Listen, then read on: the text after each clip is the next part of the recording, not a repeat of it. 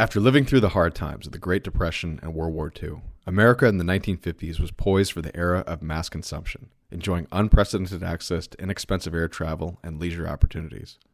Chief among these new destinations was Las Vegas, with visits rising from the tens of thousands per year in the 1930s to over 40 million by 2015.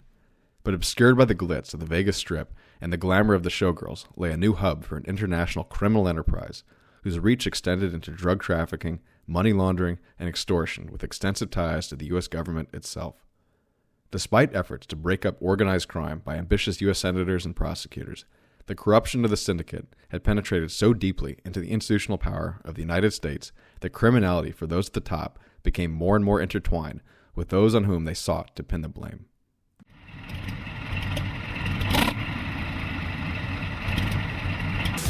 Well, I'm not a crook. I've earned everything I've got. Military-industrial complex.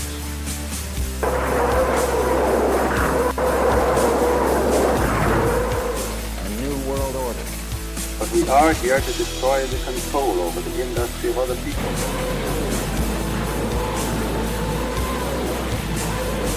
I did not trade arms for hostages. It's been time to be a Myth20c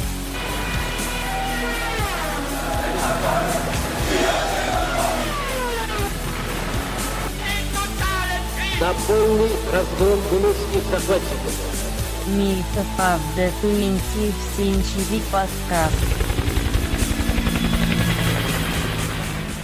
Hello, welcome to the show. I am Nick, and I am joined by another full house. We have Adam. Hey, everybody. Hans. Hey, guys. Alex Nicholson. Good day to you. Hank. Hi, everyone. And our returning guest and friend of the show, Alex Walker. Hello.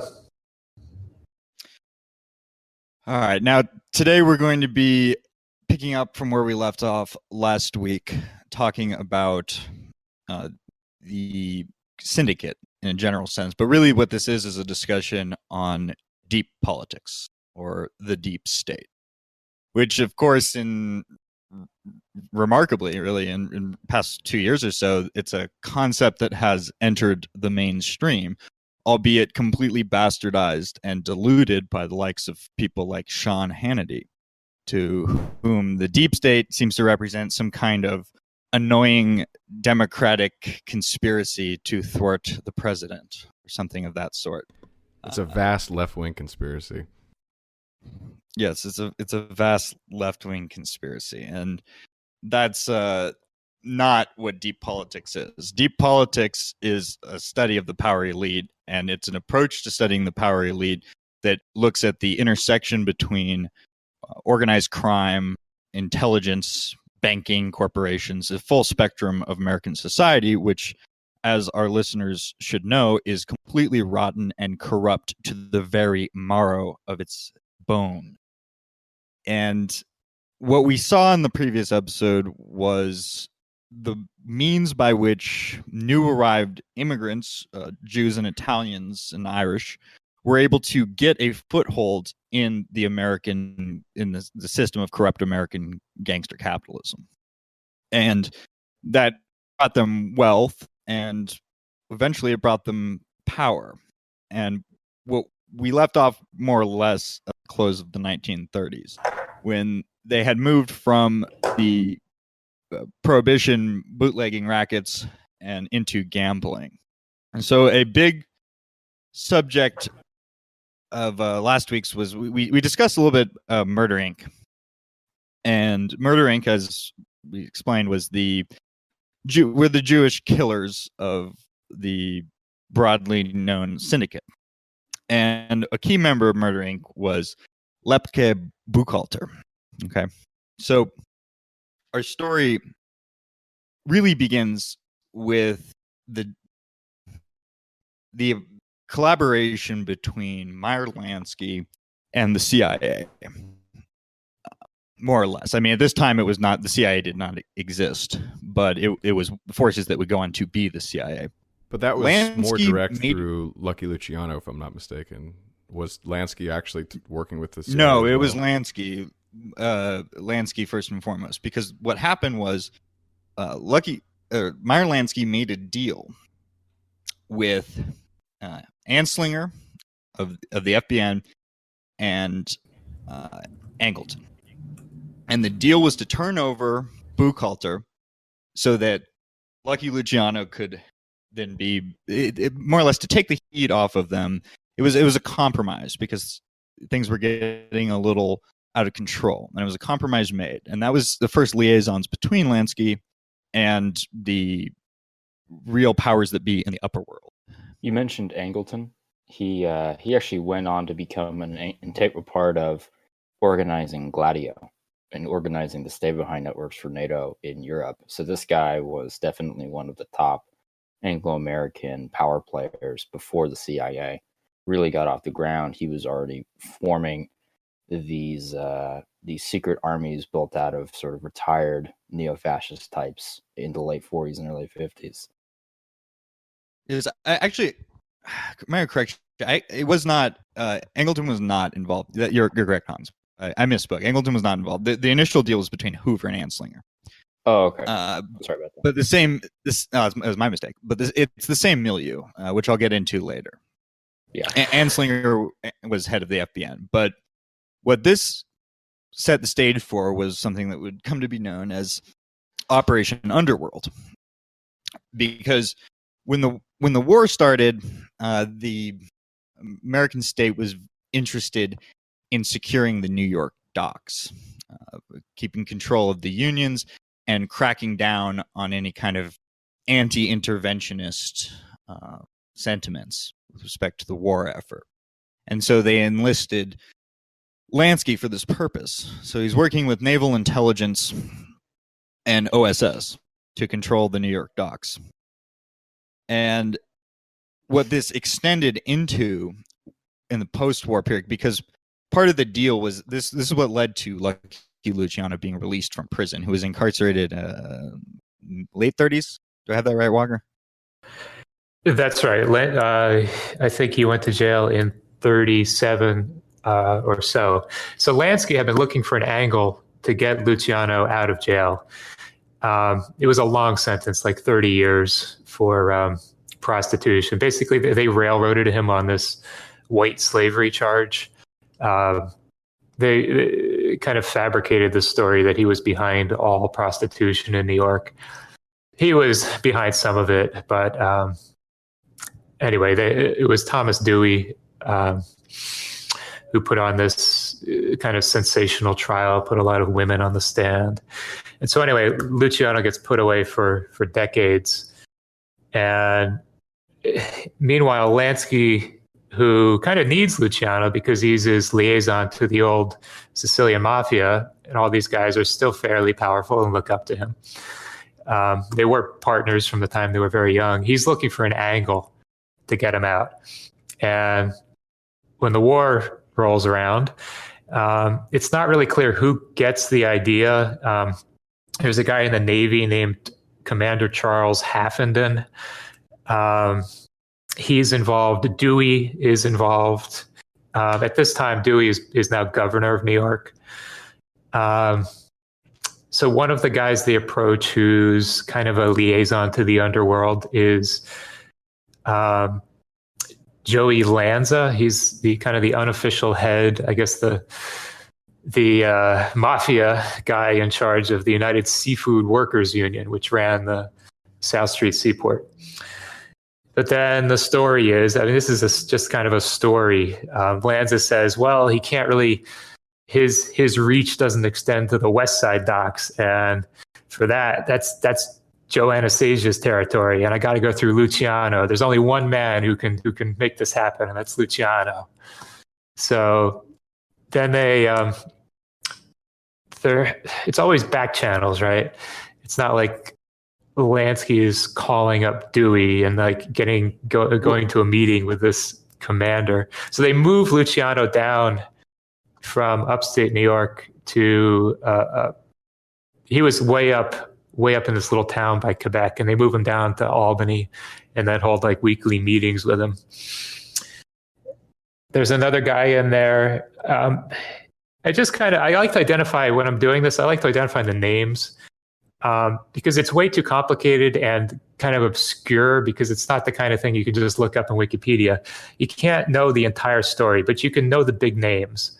So another name here is Moses Polikoff.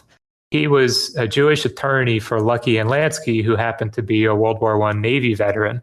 So he had an in with the Office of Naval Intelligence and this Commander Haffenden. And so this is kind of the matrix that gets the ball rolling in this cooperation that develops between the underworld and the intelligence community. You also have people like Louis Rosenstiel, he helps on the Hoover side of the Buchalter deal. He helped broker between the FBI and Lansky, who, by the way, would go on to create with Joseph Kennedy the J. Edgar Hoover Foundation. Anyways, this partnership on the docks extended during the war effort. The war against Europe, the Imperial War against Europe. The American troops who landed in Sicily in 1943 would carry handkerchiefs with an L on them to indicate that they're in with Luciano. Because keep in mind, the Mussolini government completely shut down at least as much as it could. It was fairly effective at shutting down the mafia. And when I say the mafia in this case, I mean the mafia, the actual mafia, the Sicilian mafia, which was a real organization. And when was the initial invasion of Italy through Sicily? I know we did land in Sicily with that was our initial. Yeah, if you watch the movie Patton, they kind of show that a little bit, and also the reason, as Nick is sort of explaining, is the motivation of the mafia to actually help the Americans was there because of what Mussolini was doing in Italy. He was shutting down their activities, and so what the American government had Luciano do was go over to Sicily, work your ties there, and prepare Italy, essentially Sicily in this case, for the Allied invasion. And so, in a way, they were kind of working against the government of Italy for that reason, because of what Mussolini was doing. This is a partnership that would have extremely far-reaching consequences. And it extended into the post-war period. This would lead to mafia control of pretty much the entirety of Italy. And they would cooperate, and it would lay the groundwork for Gladio operations. Because go ahead. Go ahead, Hans.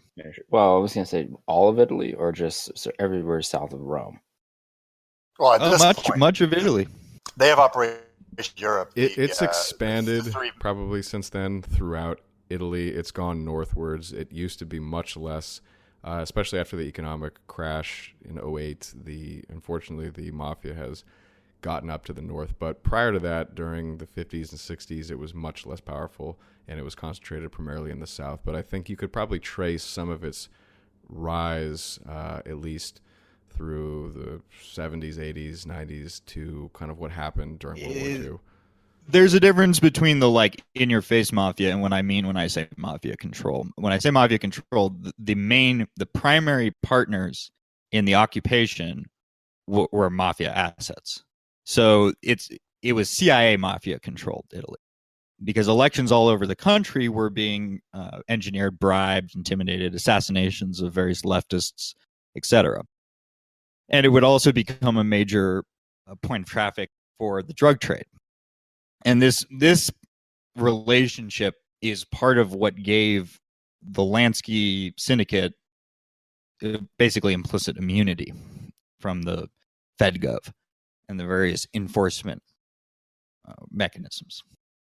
Well, I want to ask you actually about Luciano for a moment while we're talking about Sicily, because he was actually deported back to Sicily or Italy after World War II, and he'd actually been, I think, let out of prison. That was part of this operation. Right. So it was kind of a deal that they made with him. Look, you need to help us with the war effort over there, and you can get out of jail, but you got to go and live over there. But my question is, did he continue to work with the yes, forces the in point of American it. government. Oh yeah, he was working with the drug traffickers in the CIA. Right. So that's what I want you to It was go a into. continuing collaboration after the war. And guys, Angleton was in Italy during the war with the yeah. USS. He was a very, very young man. He was there. That's why I misspoke. I mean, Angleton was involved in this scene. It was just when I misspoke earlier, it was with respect specifically to the deal over Buchalter. Right. No, he wasn't involved there. Yes. But did you, Walker, did you want to get into some of the domestic stuff that was happening in the 40s with the corruption of American politics? Sure. So Truman was a man with some big, smelly skeletons in his closet. He came out of the Kansas City political machine run by boss Pendergast in the 1930s. He was initially appointed. This is an old time. Pendergast. We misspoke and described him as an Anglo in the last show. He was Irish. And this is a pattern you'll see. You'll see the Jews and the Italians are the gangsters, and the Irish are the political bosses, the corrupt police, what have you. So Pendergast first appointed Truman as a county judge, and they would exchange favors in that capacity. And then Pendergast arranged for Truman to become a senator. This is a highly corrupt political process. We mentioned last time how Pendergast could could make the vote tally whatever he wanted. There was some investigation. Does Truman's Klan connections come in any way here? I don't know anything about Truman's Klan connections. Okay. If you do, please speak up. I don't. Not specifically with this case, no. His Masonic connections are interesting. He, was a massive Mason for I think the entirety of his life. I think his father brought him into it.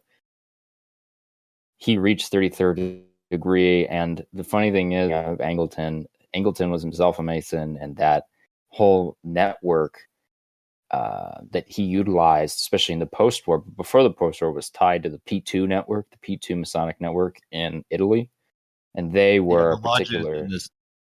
That was instrumental in Gladio. That was instrumental in Gladio. But they were particularly loathsome for Mussolini to deal with, and then they ended up helping Gladio and the mafia. I know at least work in southern Italy, but I didn't realize that they had made it their way to northern Italy.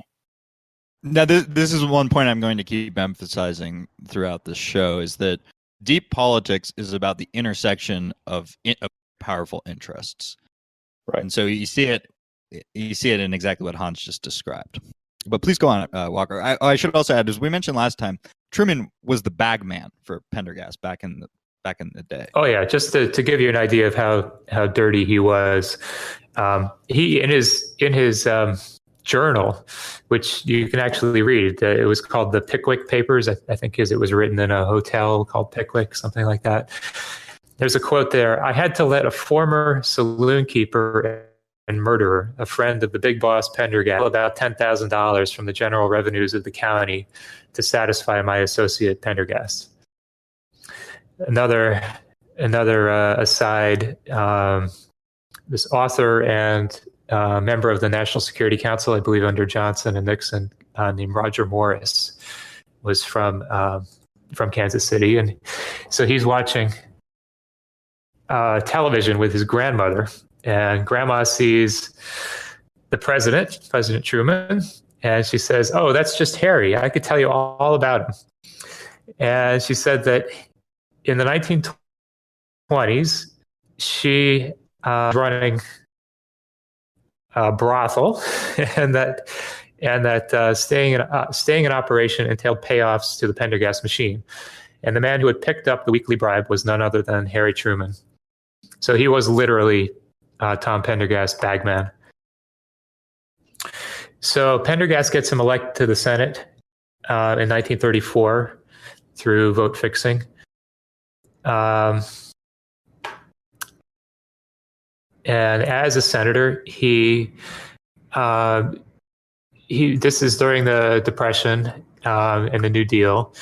And so when people wanted to apply for work, a job with the WPA, or if a project needed doing in that district, he made everybody go through the Pendergast machine.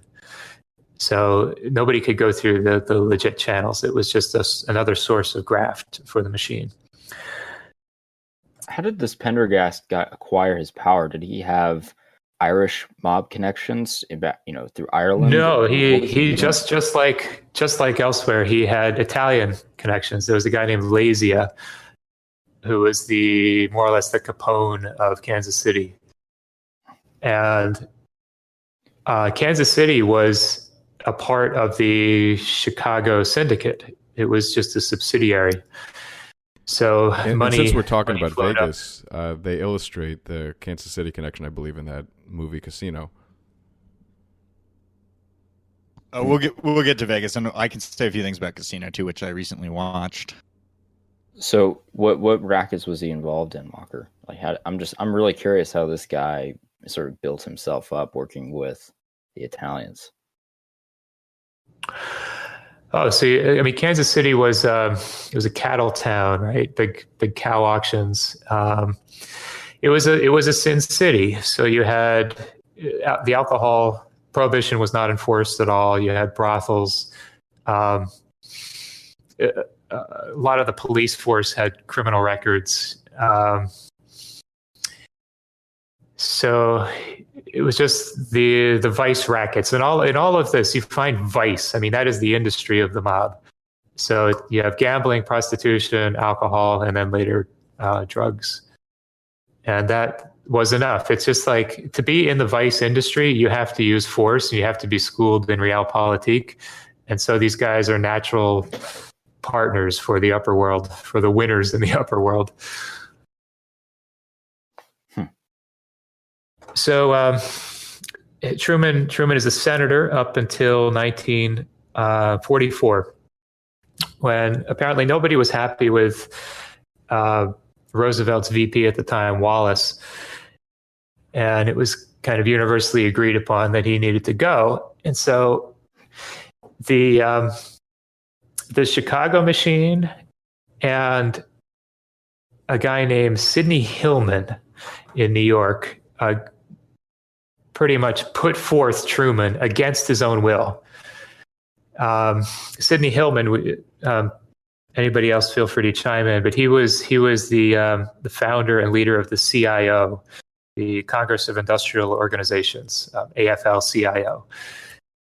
So he had been a key labor advisor for FDR, helped craft some of the New Deal regulations.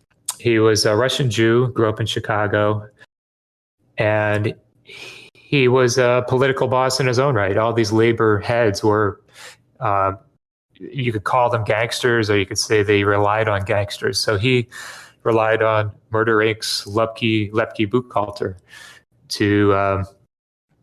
to threaten. In New York, you'd had garment businesses. So Buchhalter admitted. Buchhalter was the only one of these guys to be electrocuted, mind you. I think they finally got him on a drug charge. But as he was on death row, he talked, and he admitted that he had been an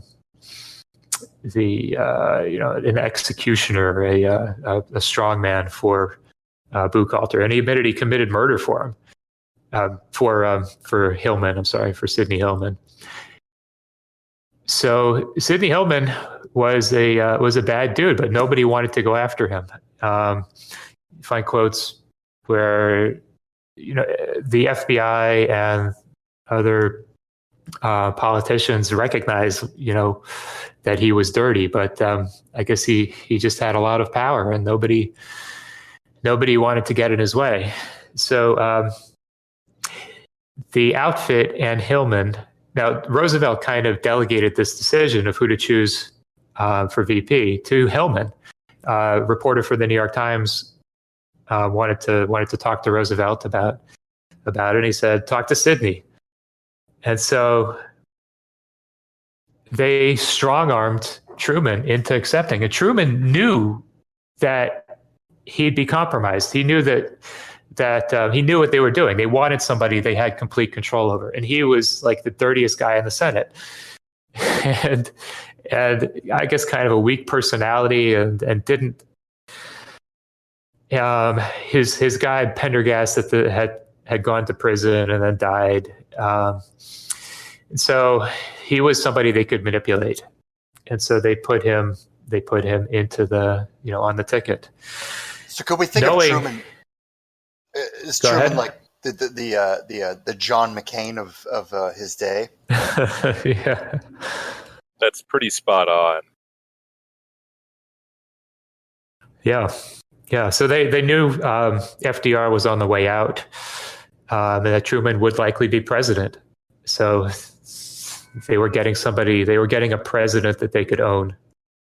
I mean, he was sort of famed for his anti-communism, like as the kind of liberal anti-communist wing of the Democratic Party at the time, as opposed to the VP candidate that he replaced was essentially a Stalinist.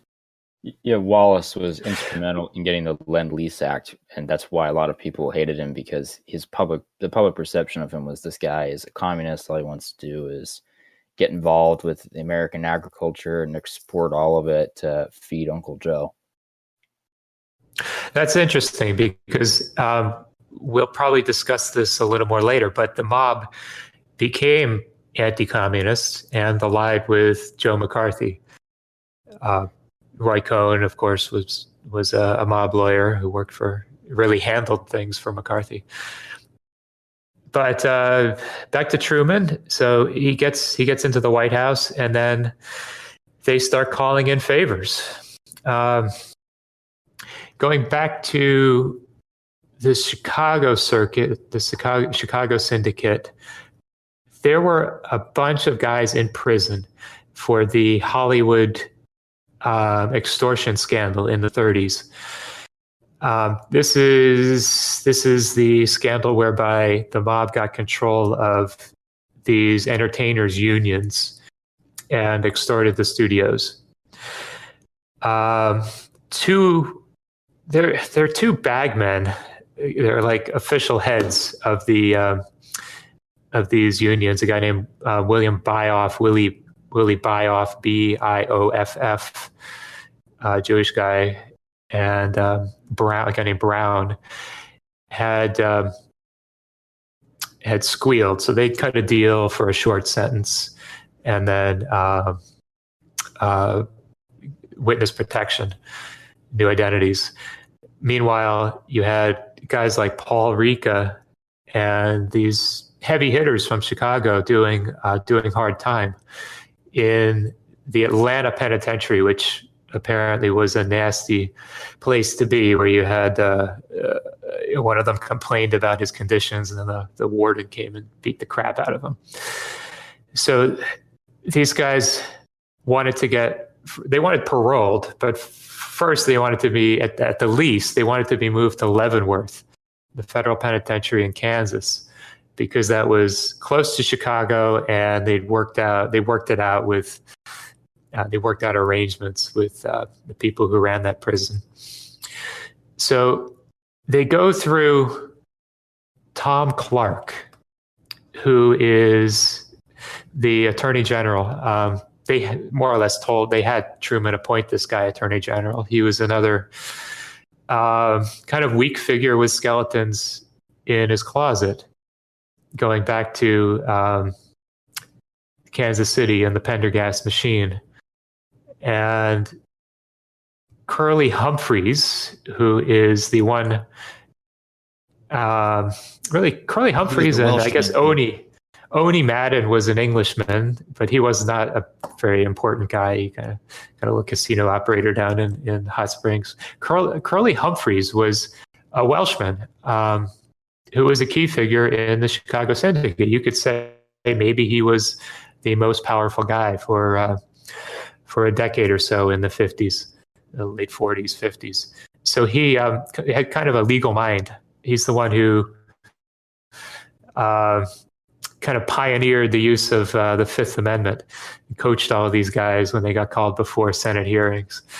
So he works with attorneys who have connections to Tom Clark, and Tom Clark appoints the right guys to the parole board, and these guys end up moved to Leavenworth, and then through some machinations, they're all free by 1947 and back on the streets. Everybody knew that this was that this was improper. The Chicago Tribune, I guess, was not aligned with the outfit at this time, and wrote all about how dirty it was, how it reflected poorly on our government. But nobody could do anything about it. And people will make an excuse for Truman, saying that, he didn't really know, or he had his hands full with, the cleaning up the beginning of the Cold War, etc. But Truman was in no position to stop these guys from doing whatever they wanted. And that was the proof of it. So Tom Clark's end of this deal was that he was appointed to the Supreme Court. Somebody was due for retirement, and the outfit told him that they would see to it that he got that slot. And he did in 1949. Also, according to Sam Giancana, Curly Humphreys had promised that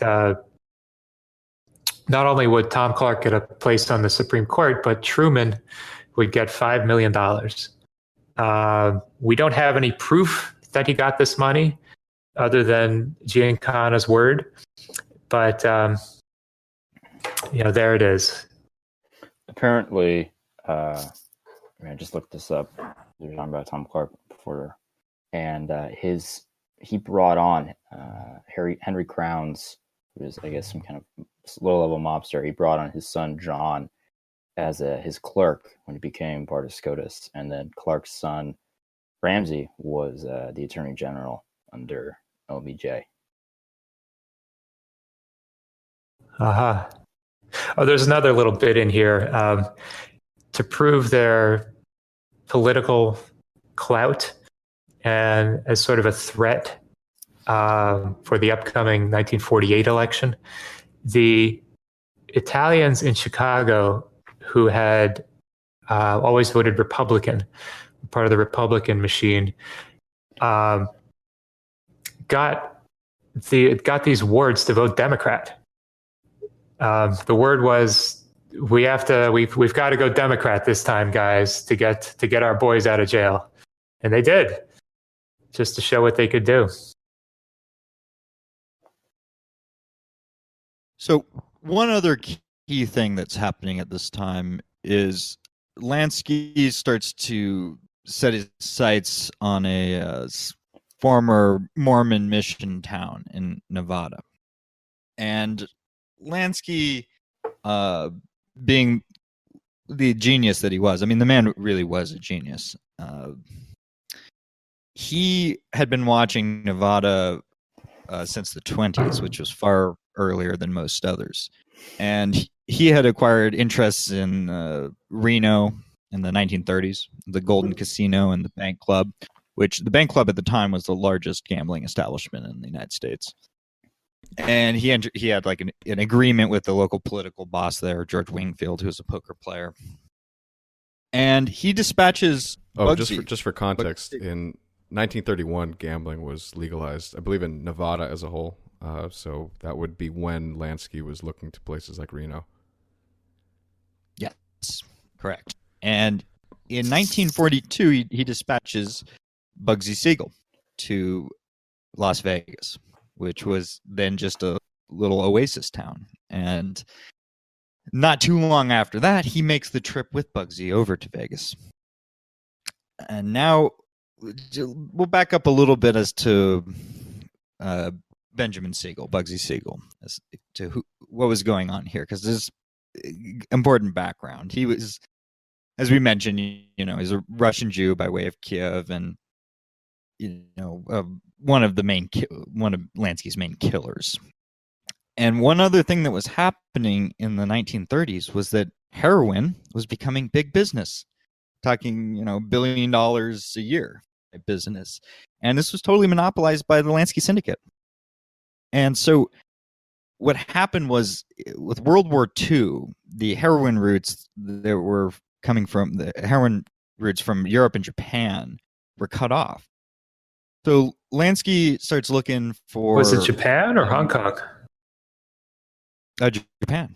It would have been Burma. Burma's where the opium is produced, and maybe it gets trafficked through China. Yeah, but it was shipped from Japan. Yes, correct. But it was. There was also, I know that there was some coming into New York from Hong Kong too. There was a processing plant in Brooklyn processing raw opium into different routes. But Europe, the reason Europe and Japan are significant is because the war.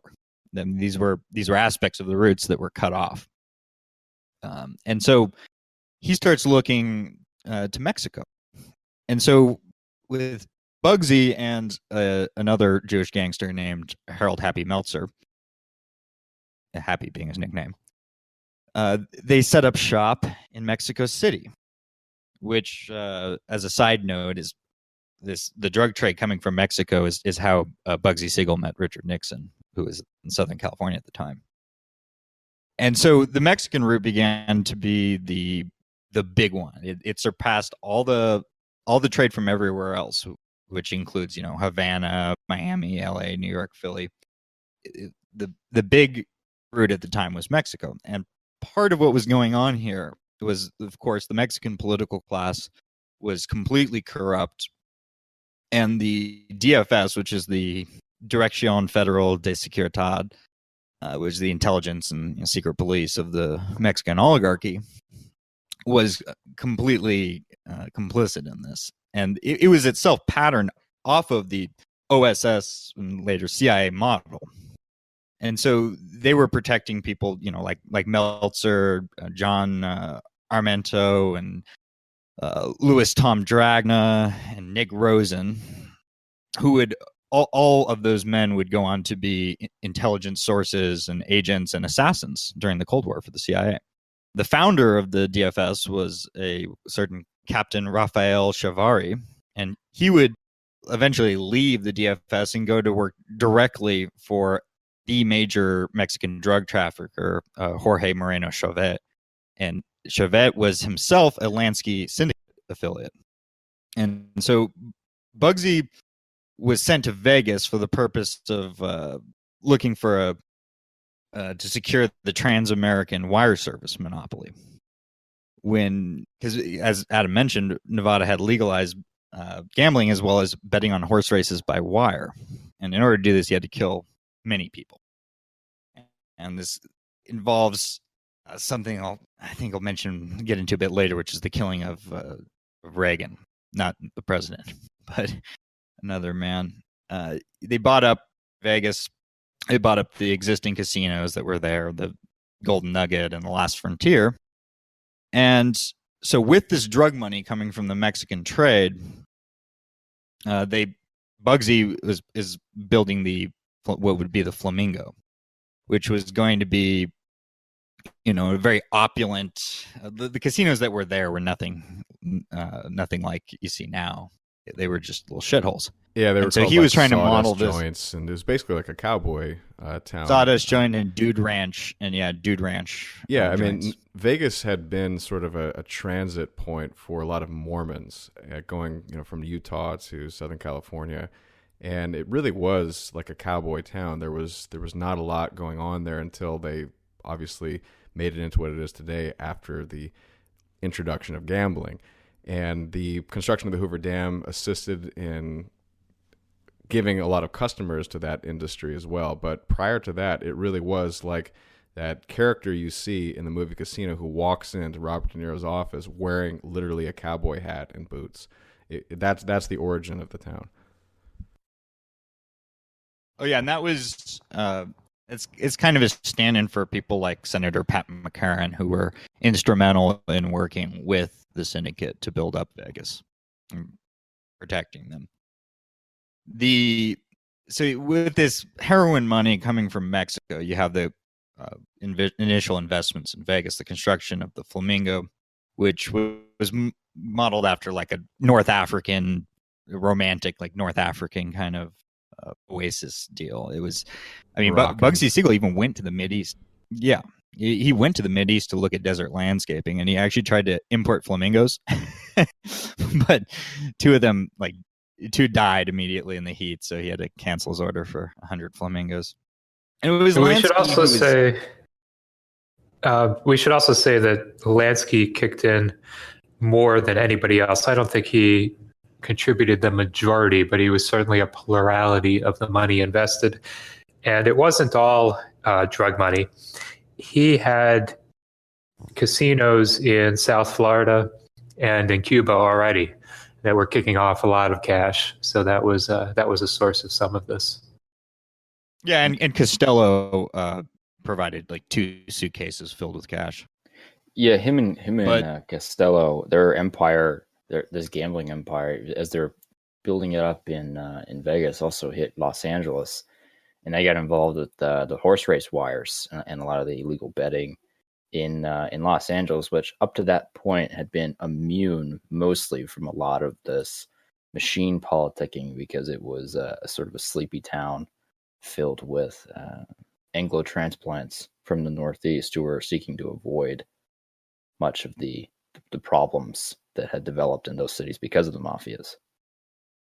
Right. There was no real money in Vegas until the Flamingo. Right. Yes, and it was Lansky who had the vision for this. He saw what it could be. Bugsy was very skeptical of it, but in the process of this, he became a fanatic himself. I mean, he described what he wanted to do was to build the quote, the goddamn biggest, fanciest gaming casino and hotel you bastards ever seen in your whole lives. So to build this, they hired Del Webb. And Del Webb is a very interesting and shady figure. He was basically the de facto builder for the Syndicate, and he was friends with both J. Edgar and Howard Hughes. And then you mentioned race wire. I mean, these people in Southern California, there was a big mob hangout horse betting track. Yes, Santa Anita and all these places. They Del Charo. Yeah, there was a lot. There's still a lot of that going on. It's not that hard to find. Everyone kind of turns a blind eye, especially now that the entire Southern California Police Department apparatus has been Hispanicized. There's not a lot of interest in policing petty crime. But Costello, he ended up getting caught up in what was it, the Kefauver hearings in the early 50s when. We'll be getting a Kefauver later. Yeah, the small-time Tennessee senator decided to take on the entire national mafia. Can I butt in here and ask a question? Yeah, sure. So, while all this is going on, there's still ostensibly a Northeast Episcopalian power structure, the country club people, the horrible people who wouldn't let the people who are now in charge, their grandparents, go to the various country clubs in the Northeast. Why are they allowing this to happen? What are they getting out of it? Well, the big representative of that Northeast gang is the spooks, the OSS, CIA, and the FBN. And so what they're getting out of it is the beginnings of the Cold War. These people are being used, in Project Underworld, they're being used as assets to assassinate and to rig elections in U.S.-occupied Western Europe, as well as elsewhere in the world, and to manage the drug trade. So this is a strategic asshole reserve, to use Hank's terminology. Well, it's not just that. It's more incestuous than that. They were from a Democratic Anglo standpoint. I mean, leftist, or kind of essentially leftist Anglos like Wallace and FDR and Truman are interested in using these guys and becoming enmeshed with them because they are very useful in building up machine politic vote counts. These guys win elections. I mean, by the post, especially around the 40s. Exactly. Have these population cities. Yes. This is the only way to play politics. Elections. So these guys are social entrepreneurs in a sense. Yes. Like, they're good at vice, they're good at rigging votes, and they're just great people to cultivate. They use money and vice to lean on you, and then if you don't play ball, they send Murder Inc. after you. It's very, very effective. Yeah. This was the entire means by which they acquired, particularly their deep political connections through the 30s and 40s, and by the time the 50s roll around, you have to have Senate hearings just to take these guys down. These guys went from being petty crime operators in New York and Boston. 30 years later, they're warranting national attention, thousands of federal agents pursuing them across the country. But I want to ask, and they're able to shut all of that down. Yeah, are we going to save the discussion? They're able to shut down Kefauver, and they're able to shut down we'll J. Edgar Hoover. Adam, you wanted to ask what? Well, I could save it a little bit, but I just wanted to sort of maybe give a preview of maybe what you guys are going to expand upon. Is that my impression of that investigation, much like the sort of church hearings about the CIA and possibly the Kennedy hearings after the Warren Commission, I think it was called, after his assassination, a lot of it seems to be a little bit for show for the public. And I worry that we might ascribe too much agency to the actual federal law enforcement apparatus and its full intentions to actually carry through with what they're showing the cameras. So I'll leave it at that, absolutely. All right, so there's no question about that. Yeah, these people were working with the drug traffickers. I mean, these were protected. Again, they were protected by the highest levels of the American deep state. You can also look at this as kind of, this was very shortly after the kind of last frontiers in the U.S. were closed.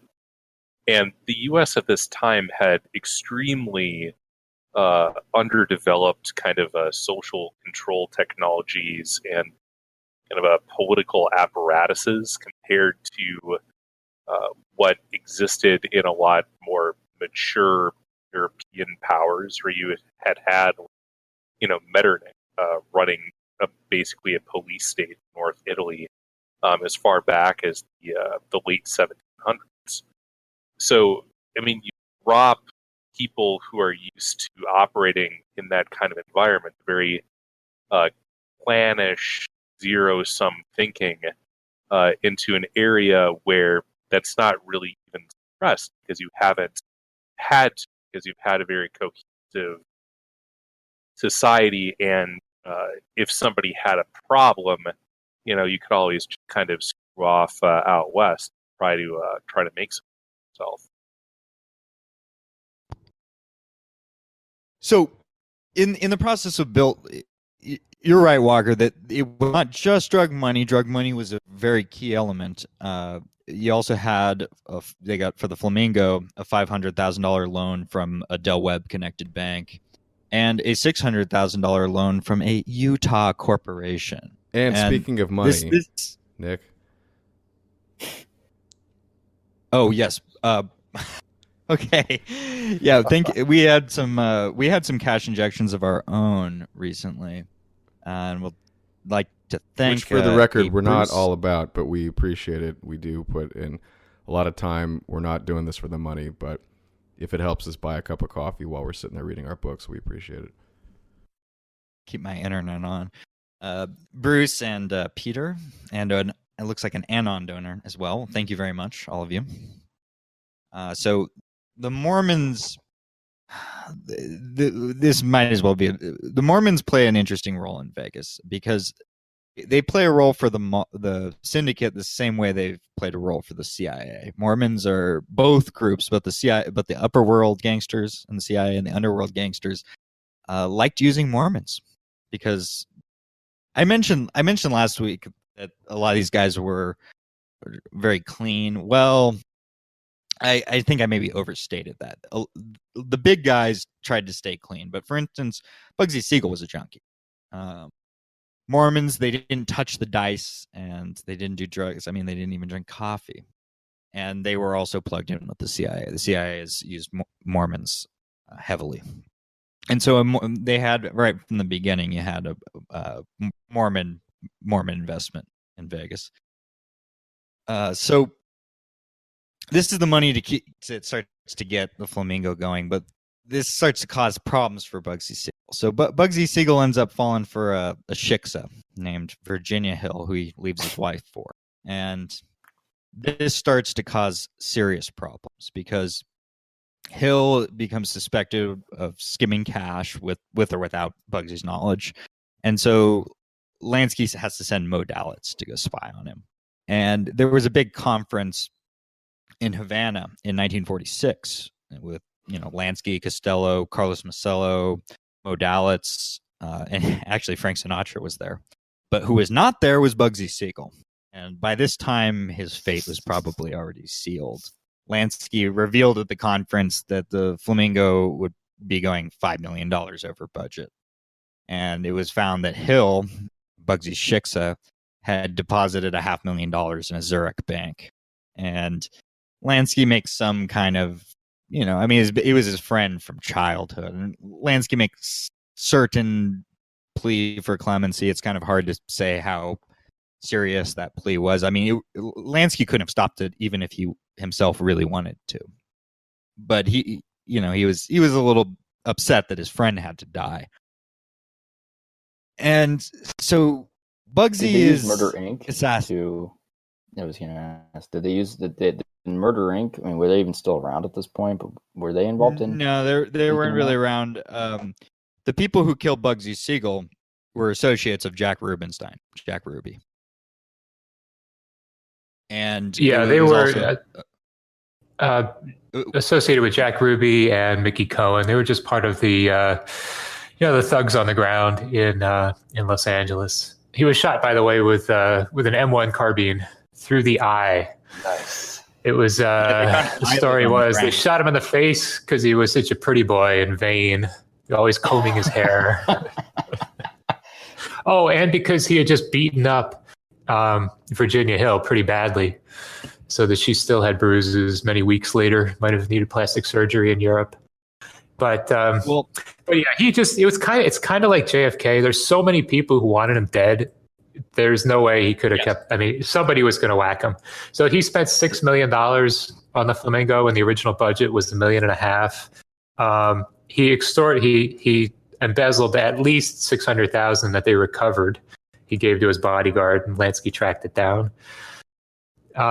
He was also muscling in on Moses Annenberg's wire service.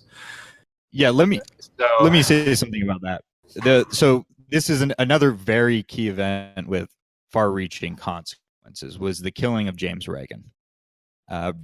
Reagan was an underling of Mo Annenberg, and he was shot in 1946 when he was preparing to talk to the FBI.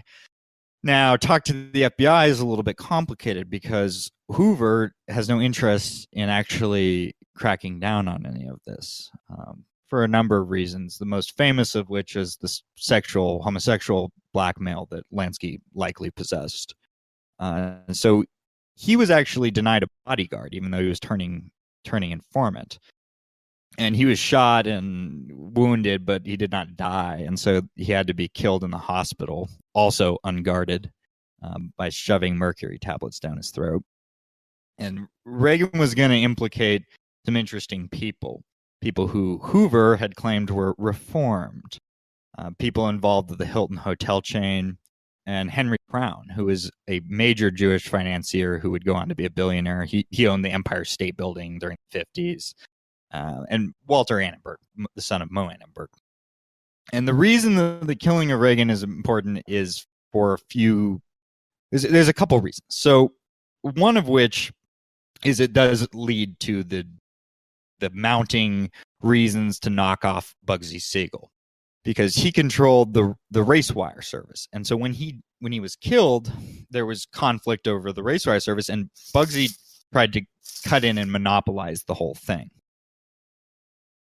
It was also the time that, because Jack Ruby's involvement in this, this was the time when Jack Ruby became a protected informant for the FBN CIA complex.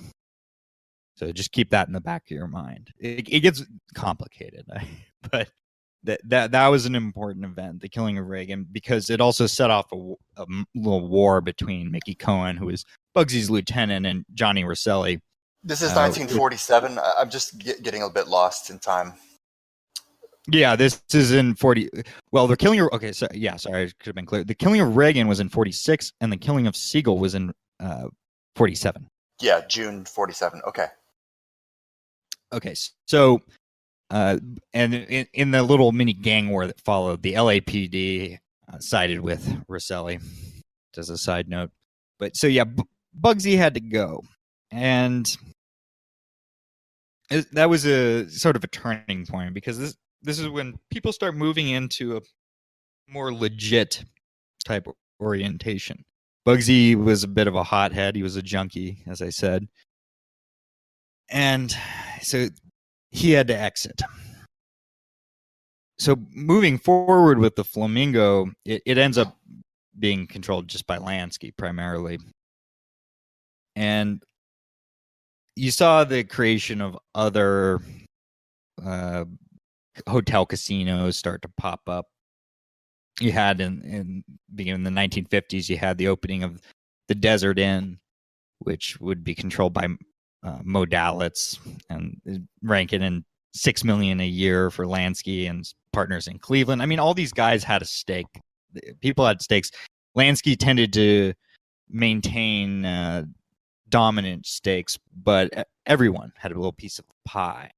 And they built the Desert Inn. They built the Thunderbird, which also constructed by Del Webb.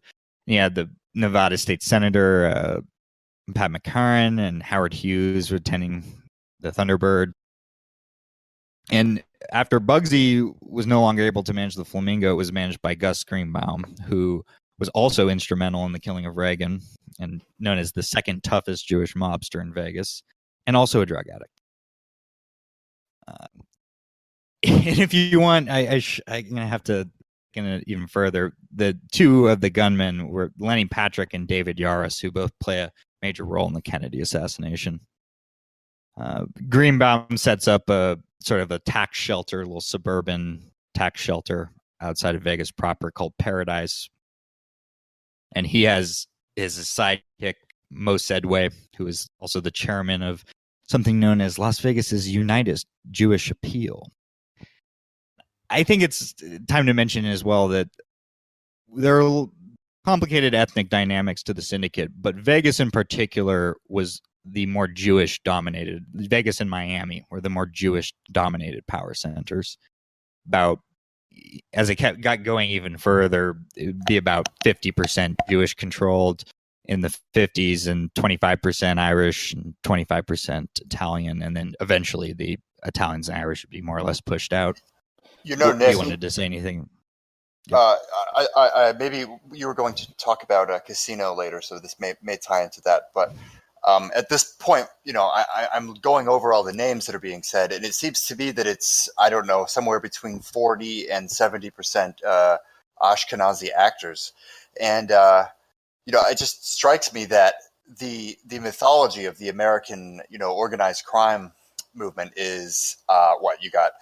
All the Italian mafia movies, and then you have maybe, you know, Whitey Bulger here and there to spice things up, or maybe not spice things up, cool things down, whatever the Irish do, but to give it some sort of diversity. But you know, the American myth of organized crime is that it's, you know, the Jews play sort of a peripheral role. You could think of the Shylock aspect to that HBO, The Sopranos, or these things. But really, the Jews are at the heart of organized crime in America in the middle of the 20th century. Yeah, you almost start to absolutely. think I of mean, like people like Martin Scorsese and maybe to a lesser extent Coppola as Shabbos Goyim. I mean, they really work with Jewish producers to create films about their own people being the heart of crime in America, and it's really like, what exactly are you saying here or doing? And typically, yeah, and they cast. In the case of Casino, they cast Robert De Niro to play a Jew who works for Italians. They present, and that movie's set in like the 80s, and it by that time it was completely Jewish dominated. The idea that it was, I mean, that movie perpetuates the myth of an Italian mafia as the underworld. It basically goes with the La Cosa Nostra line. One thing it does get correct, though, is that Jewish mobsters from all over the country came to Vegas, ditched their wives, and got shiksas. That was a thing. So that's one part of the movie that's very accurate. They're out in the woods. They're out in the weeds, rather. They're getting their hands dirty. That's another thing that stands out to me here is that it's really the Jews who are getting their hands. I mean, maybe they're not doing all the killing themselves, but they're taking the risks. They're making the connections. They're hustling. And I think it's, in retrospect, it's not surprising that the WASPs lost power, because the WASPs aren't even getting close to this at all. Like they're I mean, I guess they're in the OSA and the CIA, but they're and then they've been elbowed out by the Mormons, I guess, since. But they're not doing the work. They're totally resting on their laurels at this point. So in the 40s. Nick, you were talking about Bugsy Siegel, some of the weird Irish involvement. One of Bugsy's, I guess, best friends was U.S. Senator Pat McCarran. Pat McCarran was instrumental in Vegas. So Pat McCarran was son of an Irish immigrant, or two Irish immigrants, and we were also talking about this what Hank mentioned, sort of liberal Democratic Party anti-communist wing. Pat McCarran was an instrumental part of that, and actually rejected the New Deal because he wanted to retain, the liberal wing of the Democratic Party as the dominant one, and he saw the New Deal as going too far in the direction of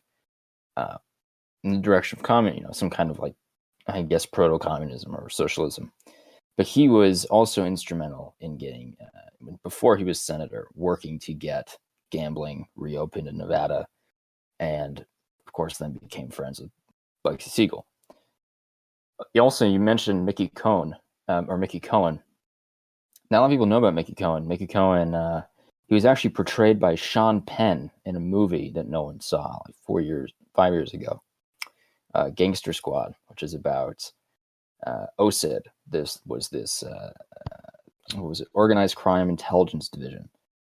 OSID was this group of mostly dirty cops who were known to be dirty, who were recruited by LAPD and basically told, you're going to go on a suicide mission, and you're going to try and assassinate and beat up the mafia in town.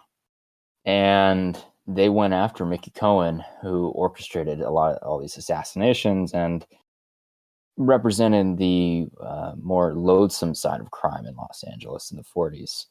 The other side of that, and this brings us back to Vegas, is a man named Johnny Roselli, who Al Walker had mentioned a few times in the previous episode. Johnny Roselli was this Hollywood bagman. He was more interested in the control of which outfit technically was it? I guess you just call it the California outfit. But he was, originally... he was the representative of the Chicago... At the time, in the 30s, he was the representative of the Chicago outfit in Hollywood. Okay. One of the main representatives. He golfing with Joe Kennedy in Hollywood, by the way. He was friends with Joe Kennedy in the 30s. He became involved with, the labor union for Hollywood, like the theatrical labor union. And then the Screen Projector. Yeah, then he got in Screen with... Actors Guild? Yeah, he was... The projectionist. Yeah. Grips and projectionists, these kinds of people. And then he became involved, going back to Humphreys and Clark. And we mentioned Tom Clark. Tom Clark is a guy who essentially bailed out Roselli from trouble half a dozen times or whatever it was. And Roselli became indebted to Clark and was this all filters back to getting Clark back on the Supreme Court, and this stuff is sort of like a symbiotic circle that some of these Anglos in the Democratic Party decided to build this alliance with these machine politicking guys who either represented petty crime or kind of violent crime or just general social networking, which is what Roselli was up to with Hollywood. And he was an assassin as well. Yeah. And Roselli, in my opinion, is one of the most interesting men in 20th century history. His life really shows these dynamics. Working for Jewish gangsters all the way on up to working for the CIA, only to be dismembered and thrown in an oil drum after the church hearings. But I would say a few things about Pat McCarran as well. Pat McCarran's kind of another kind of contradiction, because he was actually an anti-Semite, but he was a greedy anti-Semite. He was a supporter of the fascist Spain as well. I mean, he actually received the Order of Isabella for helping to traffic arms. But McCarran was key in giving political cover to the stuff that was going on. Interesting. So, yeah, he was a man who he liked money and power, but he was definitely of the older mindset, so to speak. Yeah. So with this you have these casinos going up, and this is probably a good time to explain the skim. Walker, do you want to explain the skim? Sure. So the skim was a royalty, which was how the investors in a casino or somebody extorting a casino would receive their money. So every month you had the net winnings. So I don't know, a casino keeps $1 million go in, and they get to keep they have to pay out, I don't know, 48% of it or 45% or whatever. And every month you have the net winnings. And off the top, some fraction of that gets taken off via bogus accounting, and in the old days transferred as cash in a suitcase back to the investors. So that's the skim. It's just how money is returned. Lansky controlled the skim. However, he was very good at making sure everyone got a piece. Lansky knew not to be too greedy. That was one of the secrets of his success. He knew that money was a stepping stone to power and not an end in of itself. Which part of why he died poor, because he lost power. He made his partners rich. He wanted to make alliances that helped the people he worked with, so nobody wanted to kill him. He'd rather bribe than shoot. Yeah, Lansky never fired a gun in his life, the story goes. And so same with Torrio, by the way. Same with Torrio, yeah. What Lansky did with the skim is very significant, because he used the skim to establish a new supply of heroin, the Turkish heroin, going through Marseille, which is, by the way, the French connection. Yeah. This was done, of course, with the aid of the CIA and the FBN, where, in Turkey you had the CIA stations suppressing any kind of local investigations into the production of opium, which it did similar operations in France and Northern Africa, well, for the traffickers, not the growers. And you had people like, you had intelligence operatives like Paul Helliwell, who took over the big drug trafficking airline on behalf of the CIA, and they established a Castle Bank in the Bahamas, which is a major drug bank, and a prelude to some stuff that I'd like to talk about in a different episode, such as the Nugan Hand Bank and the BCCI. But this was the drug politics behind it. You had this relationship that Lansky had cultivated since really the late 30s, but more so in the 40s, between elements of the OSS, CIA, and foreign connections, then this would all be laundered through these Vegas casinos. Where was this Vegas heroin coming from through Turkey? Was there poppy fields in eastern Turkey, like in Cappadocia? Or it initially was Turkey, but that expanded out to Indochina. Yeah, which I'm going to talk about. I have an episode coming up in a couple of weeks, so I'll get into way more detail about the heroin trade. Suffice to say that American Jewish gangsters and the CIA were instrumental in control of the global heroin trade. And I'm just thinking that the heroin lines from Afghanistan to Turkey are easy to maintain at this point because Iran and Iraq are, sort of still subject to post-war Anglo control in a lot of ways, and so is Turkey. So it's very easy to get that heroin out of that murky Afghani, northern Iranian region through Iraq into Turkey. Sure. And then when did Turkey join NATO? Greece and Turkey joined NATO as the first right at the expansion. beginning of the 50s. Yeah. Yeah. So this is coming in, and it's coming also through Havana, which is basically the other Vegas, the offshore Vegas. And so you have Vegas as Vegas was at this point in the early 1950s. Vegas was the clearinghouse for the drug trade and all kinds of other elements of the vice trade. This stuff goes through Vegas, laundered in Vegas. So what Vegas represents was the true interstate syndicate. Because when we talk about the syndicate, it wasn't.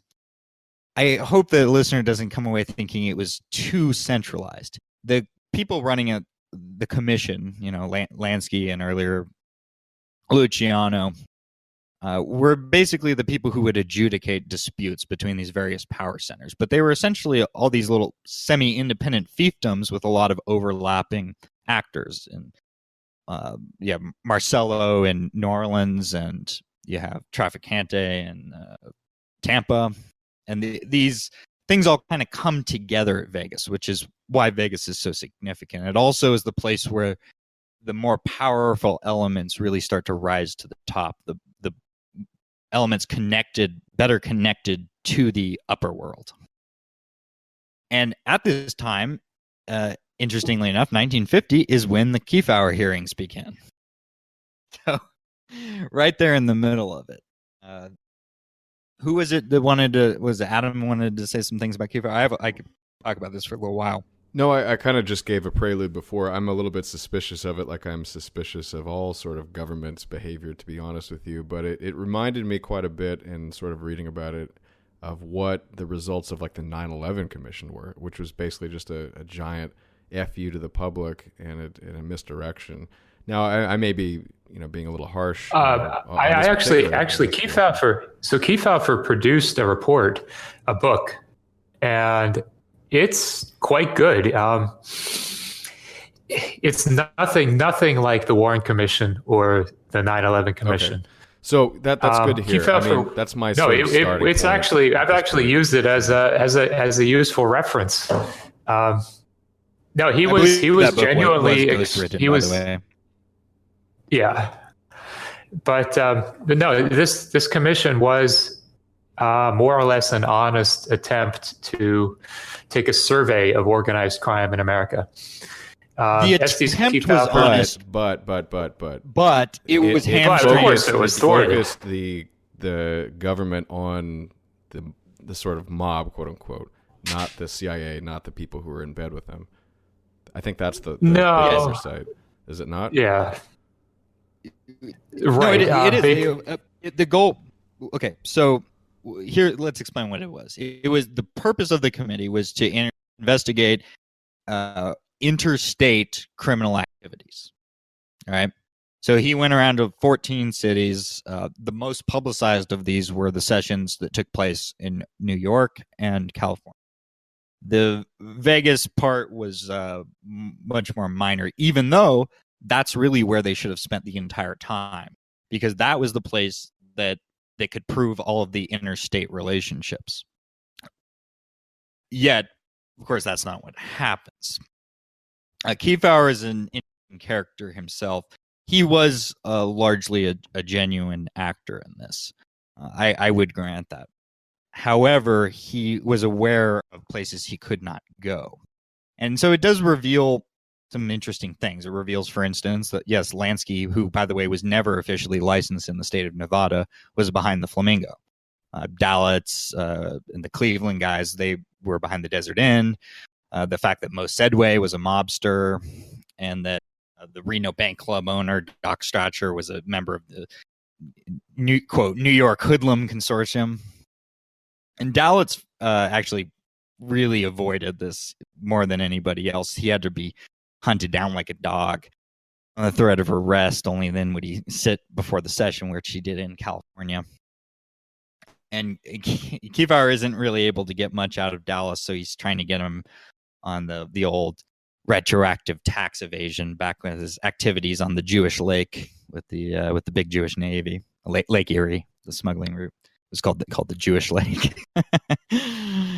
But yeah, it failed. It failed to prove that Vegas was exactly as I described, a clearinghouse for the drug trade and national vice rackets. But it did establish in those reports, it established making $20 billion a year, which was 10% of the GNP at the time. And it had several interesting that's like side gross effects. revenues. I mean, what is that number? I mean, it's a lot. Okay, I'm just curious because it's not probably equivalent to GDP exactly. It's like a corporation, Chevron or something. They have massive revenues, but it's not all calculated into the GDP because a lot of that is cost, and stuff like that. So, but that's all my question was coming from. But yeah, a big number nonetheless. Well, it's a big number, and this was a place that only 10 years prior was a nothing shithole. So that's right. One of the keys. So now, basically, well, I wanted to say that this wasn't the only place that they had. They had, of course, Havana, Cuba, which was sort of they emulated a lot of what they were doing in Vegas. They emulated from their takeover of the Havana casino racket, essentially, which was far more developed and pretty much the exact same dynamics and the exact same type of incestuous relationship between the power elite, the upper world, and the underworld. The junta dictator of Cuba at the time, Batista, was a close personal friend of none other than Meyer Lansky. Well, and Meyer Lansky is the one who delivered, at the request of the Washington regime and the Office of Naval Intelligence, delivered the bribe to get Batista out. And he would, of course, paid his successor $250,000 to go away. Wow. Batista, by the way, was notoriously greedy. He was not. That wasn't. He agreed to that, but he would have preferred a lot more money. And the power. They had a sweet deal in Cuba. They had no tax. They had a tax holiday of 10 years. They were exempt from the steep tariffs on the importation of construction materials. They had no background checks for the granting of a casino license. And they got matching funds for construction of casinos. And all they had to do was, and even Lansky, I think was like National Gaming Commissioner on a salary of $25,000 or something. I mean, they own that country, and they made a fortune off of it. The ultimate irony is that this was only possible because of what Teddy Roosevelt and the WASP military did at the end of the 19th, beginning of 20th centuries. Dan Carlin did a great job talking about this period in American Peril, which is his show, very long show on the subject. But the WASP military guys went and just kicked ass all the way into Cuba and essentially put down roots and said, this is going to be where all of our hotels are. This is going to be our own little private getaway. And then it only took, I guess, a few decades for Lansky and these guys to get in there and turn it into a big racket to make them a ton of money. I guess the corruption of Cuba didn't hurt in convincing the local Cuban population, the lower classes to cooperate with Castro and with the Soviets. Right, Exactly. because to It's them, funny you say that, Alex, Lansky and these because other when the Ashkenazi just One look at a like time. white conquerors. When the Castro revolution happened, Alex, the population, they attacked two things in particular, just mobs on the street. They attacked parking meters and slot machines. What a tragedy. Funny story I heard in Chicago when they put in parking meters, the town revolted by placing super glue in the coin slots. So I don't know if that's true or not, but I thought it was in the same spirit. Just a reminder that in addition to Vegas, Cuba, illegal casinos in Florida and hot springs, the mob had jukeboxes, pinball machines, and vending machines all over the country. We'll get back to Cuba in a little bit. Let's stick on the Kefauver Committee for a second, because this is something that this is the heart of the issue when it comes to misconceptions about the syndicate and the nature of organized crime in America. It really does come from the Kefauver Commission, and it has interesting, far-reaching consequences into things like the Kennedy assassination and later, the House Committee on Assassinations. Because I'll tell the listeners now that what we're describing here is the essential background information to understanding the Kennedy assassination. I won't get into the mechanics of the Kennedy assassination too far in this episode. If people want, I will cover it. I think it's a subject that is sorely neglected among the dissident right in particular. In people poo-poo it. Sentence. And what's that? What's that, Nicholson? Do you think that the recent Kennedy declassification dump was useful? Was that informative? No. Yeah, there's a few things in there, but it's Okay. not. Just curious. Nothing too new. No. Uh-huh. I would describe the Kennedy assassination as the single most significant event in the 20th century for understanding how American power works. It is the quintessential deep political event because of the confluence of interests that went into it. Jewish, ethnic Catholic crime network behind it. Well, it's a confluence between defense contractors, oil tycoons, the fruit companies, the Syndicate, the Zionists, the CIA. I agree. They're all involved. Underline on the fruit company. That's the key here. Just the fruit. Yeah, the pineapple. The Dimona nuclear program. That's overlooked. Yes, there's a lot going into it. If people are interested, I could do an episode on a full in-depth primer on the Kennedy assassination. But just keep that in mind. This is the background to the Kennedy assassination. You cannot understand the Kennedy assassination without understanding the content we're talking about today. And so, among the side effects of the Kefauver Commission were some minor ones, such as this was a big show, and Kefauver, he became a kind of a national hero in the public. However, this made him despised by members of the Democratic Party, who was the mob party, and they were entirely dependent on mob votes, and so he did not make friends doing this. Because at that point, all the anti-communist guys, for the big ones, were tied up with the mafia. So this was a Southerner, the Southern Baptist type, who was not fond of Jewish people, not fond of the mafia, not fond of communists. It was trying to lead a real populist insurgency across nationwide against, I think, across 14 states, against this sprawling criminal empire. Yeah, he could have been president. Yeah, he could have been president. In fact, even after pissing everybody off, he still had a shot at it. And what happened was he was offered the votes from Texas. This was in the Democratic primary because he destroyed Truman. Destroyed him in the primaries. And it came down to him and Dewey now, Adlai or Kefauver? Kefauver. Okay. I guess Dewey was Republican. I don't know. Is that right? That's right. Okay. Yeah, that's correct. He destroys Truman, and he has a really good shot against Adlai Stevenson. However, he is basically the Syndicate people, a certain fraction of it, in particular, the Texas faction of Alan Shivers, who was governor at the time.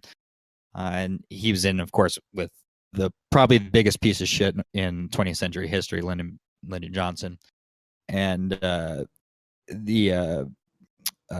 New Orleans boss, Carlos Marcello. And they offer a deal to Kefauver to they'll supply the votes of the 52 delegates in Texas, if he goes their way on the issue of the monopolization of Tidelands oil. And he refuses. And that was the end of his possibility of becoming president. And part of this was because people love this. Like he made definitely endeared himself to the public over this kind of this going after the criminals, but did not make friends with the Democratic Party. Now, the primary thing to take away was this was where the distortion comes from as to the nature of crime. The quote from the Kefauver report was, "There is a sinister criminal organization known as the Mafia operating throughout the country with ties in other nations."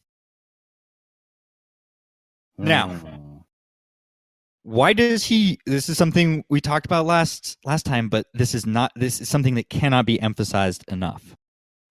Why did he go with the Mafia? Why that name? This would be, by the way, something that Hoover picks up on his own spin, which is where you get La Cosa Nostra. That was a Hoover thing, but it's even dumber and gayer, but it's the same principle. So why the Mafia? You guys know? I mean, I don't want to be completely kind to mobsters, but I mean, it's a bit of scapegoating. It's sort of what I was saying before. That's sort of my answer here. I don't know. What are your reasons? Scapegoating the Italians to protect the Jews? What do you mean by that? I think that's part of the reason. I think it's also overlooking the deep state, involvement as well. It overlooks mainly three things: Jewish involvement, OSS involvement, and Democratic Party complicity in what was happening. Yes. Well, and the voters at this period, a lot of the voters in the Northeast are going to be anti-Italian, and they're going to take to this readily. Yeah, it's going to be easy for them to want to blame the Italians if you're a WASP in New Jersey or in Rhode Island. But even if it's just a normal working class Italian, you might not necessarily like what the Mafia is becoming. Like in 50 years prior, when they were just muscling here little, and they could give your teenager a job during the summer to bring home some extra cash, and they helped deliver milk faster, they were probably seen as okay. But at this point, they're getting in shootouts, and they're getting drugs in, and they're ruining people's lives. Well, if you guys ever watched a movie called The Bronx Tale, I think it was directed actually by Robert De Niro, but he stars in it as well. And it sort of portrays this sort of working class Italian animosity towards the mob. They understand that these guys are powerful, and they don't want to, interfere with them for, self, protection reasons, but they don't want their kids falling into that. And there's a very good scene between Robert De Niro and his son, when his son basically calls him a sucker for being a working man. And he gets into sort of why, the working man is the real man, because the guy who pulls a trigger, he's not a man. He doesn't have to get up and work hard. He's basically, he's a thief. So I think that's a good movie to sort of demonstrate that aspect. These are good answers. You guys are mostly correct. But there's a specific reason for this. And the reason is that he couldn't get much support from the supposed law enforcement organizations in the country. Hoover wanted nothing to do with this, was snubbing him, because Hoover, of course, had a landscape problem, as I mentioned before, the sexual blackmail. But then there was also the fact that one of Hoover's major political backers was Louis Rosenstiel of Schenley Industries and the American Jewish League Against Communism. Just think about for a second, which is Another reason why the Jews started to prevail over the Italians is that they had these, in the Cold War milieu, they had these ethnic networks that were able to ingratiate themselves. But we might also mention that that Sidney Korshak blackmailed Kefauver. Yeah, that's alleged. When he was, it's likely true. He with the call girls. Yeah. There's also with the two little girls. issue. Yeah, with two girls. There's also the little issue of Kefauver was a hard drinking guy, and he was always broke. In fact, he was like $2,000 overdrawn by $2,000 in his bank. And during the hearings, he did get $25K deposited in his account, as well as paid off his house, which was $10,500. Maybe something going on there. He also did ignore, for instance, really obvious corruption in Chicago in particular.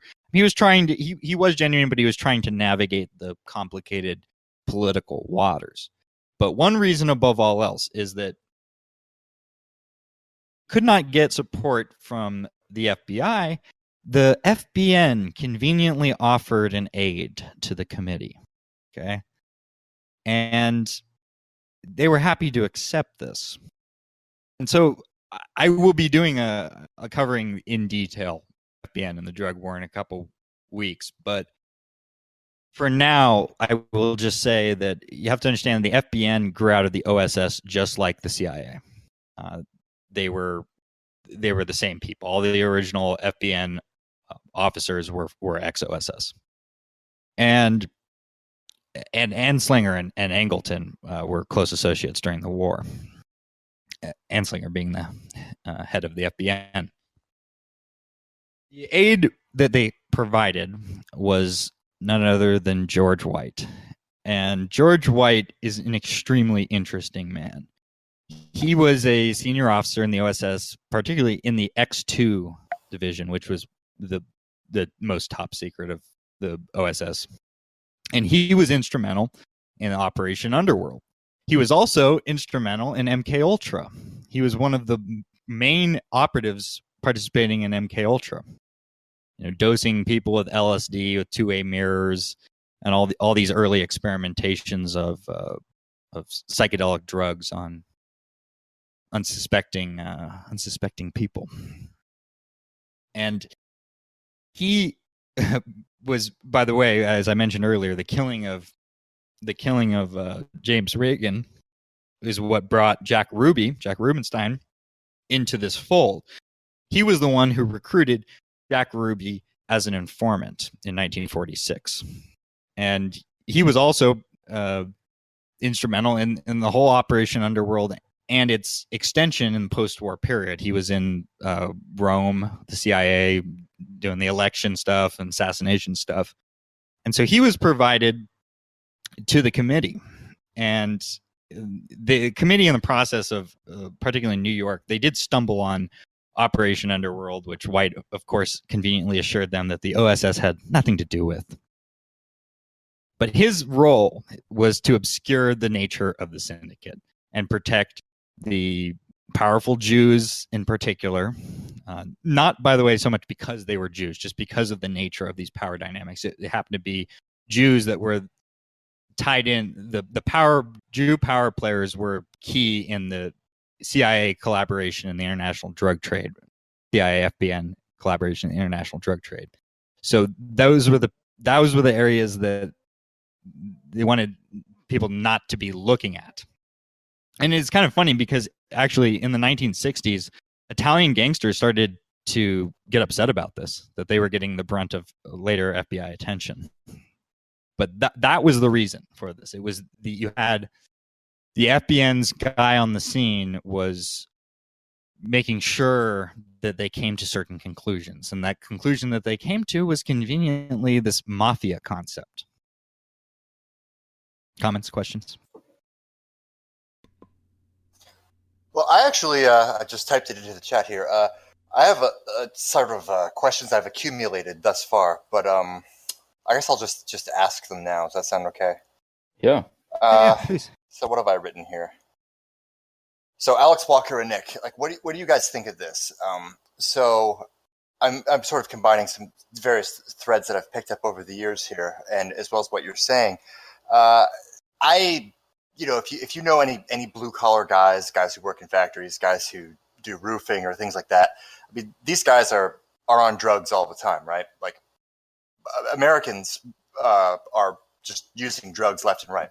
Yeah, that's correct. I mean, even Silicon Valley. I mean, how many Silicon Valley guys are flying on modafinil and edible cannabis? That's true too. Like, every day. Microdose. So I sort of pardon Hank. Get a microdose, man. Keeps you Or fresh. a low dose of LSD. Interesting research there, actually. So what I'm thinking of is Milton Friedman's observation that cannabis is relatively easy to interdict because of its mass and its smell, obviously. And if you are and the running nature of its users being not exactly the most organized, if I can just put that in there. Oh yeah, but we're talking. I'm thinking specifically about like large transportation, so you could assume the people transporting it might be reasonably competent. But yeah, of course, I mean, it's not like cocaine or let's say some of the stimulant drugs where you're hyper aware, too aware, you're whatever, you're impaired. But if you're going to run a war on drugs, what that does is, from a marketing standpoint, compared to these highly potent drugs like amphetamines and cocaine and heroin, cannabis horrible properties because it smells and it's bulky and it's not particularly addictive. So I'm wondering if we wind the conversation back to the 30s, I think, this Harry Anslinger character, right? So he's an early drug warrior. Do you think that these people were actively trying to, narcoticize cannabis, like put it on the level of these other drugs so that it basically edge out the competition? Ooh, the cannabis dimension. Yeah, I mean, they were. It's kind of funny because cannabis was actually used in the precursor to MK Ultra. I believe it was Operation Bluebird, which was, and they actually sat down like mobsters and had them smoke a joint and see if it would work as any kind of truth serum. But yeah, cannabis wasn't. Cannabis really just it wasn't a really big deal on the scene for what the FBI was dealing with. The more right, because from the standpoint of an organized crime syndicate, it doesn't have good properties. I mean, it's low. It's not addictive. It's not addictive in the way that heroin or cocaine is. It's basically cheap. It's not very expensive either. Yeah. Yeah, it is not. It doesn't play into this international espionage and corruption of local officials stuff the same way as heroin and cocaine. It's not as, let's put it this way. Cannabis is not geopolitically significant. Heroin and cocaine are. Particularly because you can grow cannabis anywhere. Like from Wasilla to Panama to Argentina. Like there's no climate where it's like, goddamn, like this just won't work here. There's a ton of it in NorCal. Oh, no way. There's whole hidden forests of it up in Northern California. Oh yeah, during Coulter, summer in Alaska, like you have 10-foot tall marijuana plants growing out in the middle of nowhere. Yeah. What about Coulter? No, she said in her book, Adios America, that the Mexican cartels have been known to use American national forests as growing regions for their operations. So the land won't be seized. I guess what I'm getting at is that I almost wonder. This is one of my classic non sequiturs.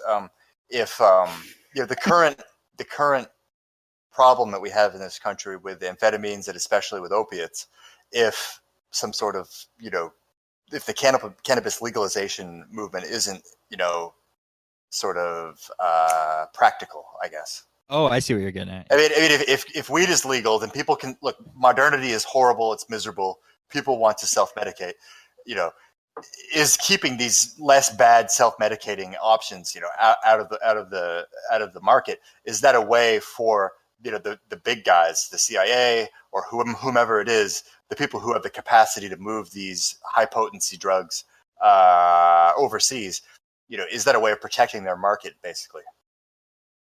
That's an interesting question. I haven't really explored that. I'll look in. Like I said, I'm doing a couple weeks. I'm going to give the big rundown on the drug wars. Yeah, so I'll look into that. That's an interesting thought. Do you guys My want suspicion in that is that as you legalize, quote unquote, these marijuana growing operations, a lot of the time what you're doing is you're effectively instituting so many regulations that you're attempting to cartelize something that hitherto has been a very kind of dispersed local growing phenomenon. And it's a lot easier to shake down somebody who has paid for a lot of very expensive licenses and regulation compliance apparatus.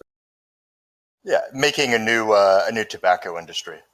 Exactly. I mean, the tobacco industry funded substantial parts of state government for quite a few years. Hans, what was it you were about to say? Well, I wanted to know if you guys wanted to start jumping into Roselli and some of the after Cuba gets shut down. Roselli. Let me give a few. So just update on in the 1950s, early 1950s. You have a couple things worth noting going on in Vegas. You have a bunch of new casinos being built. You have the Sahara in 52, the Showboat in 54, and 55 you had the New Frontier, the Royal Nevada, and the High Rise Riviera. In 1951, you have the nuclear testing at the Nevada test site where they, set off hundreds of nuclear weapons. And so I just picture in your mind, they had going around Vegas, guys in white lab coats walking around this bizarre city testing people for radiation in there in 1951. And yeah, but people weren't as aware of the ill effects of radiation either. People were like serving these giant novelty cakes with like mushroom clouds on top of them, and it was kind of a spectacle for people in Vegas to actually see this stuff over the horizon. So it wasn't. It was understood, I think, in some quarters, but I don't think it was broadly as understood as being as hazardous. They may have killed John Wayne in this way when he was filming The Searchers. I believe definitely in Utah. Yeah, he died from like 7 kinds of cancer at the age of like 60-something. Mm-hmm. The Dirty Harry bomb that they set off, it blasted radiation over a part of Utah. Yeah. You also had... Oh, that reminded me of... That mention of John Wayne reminded me that I should make a correction to something I said last episode about Bing Crosby. I found that the source that said that he ran that commission that cracked down on a rival wire syndicate in South Florida, the guy there is named B.O.W.O. Crosby. The book I read thought that was Bing. It was not Bing. So some other Crosby. Yeah.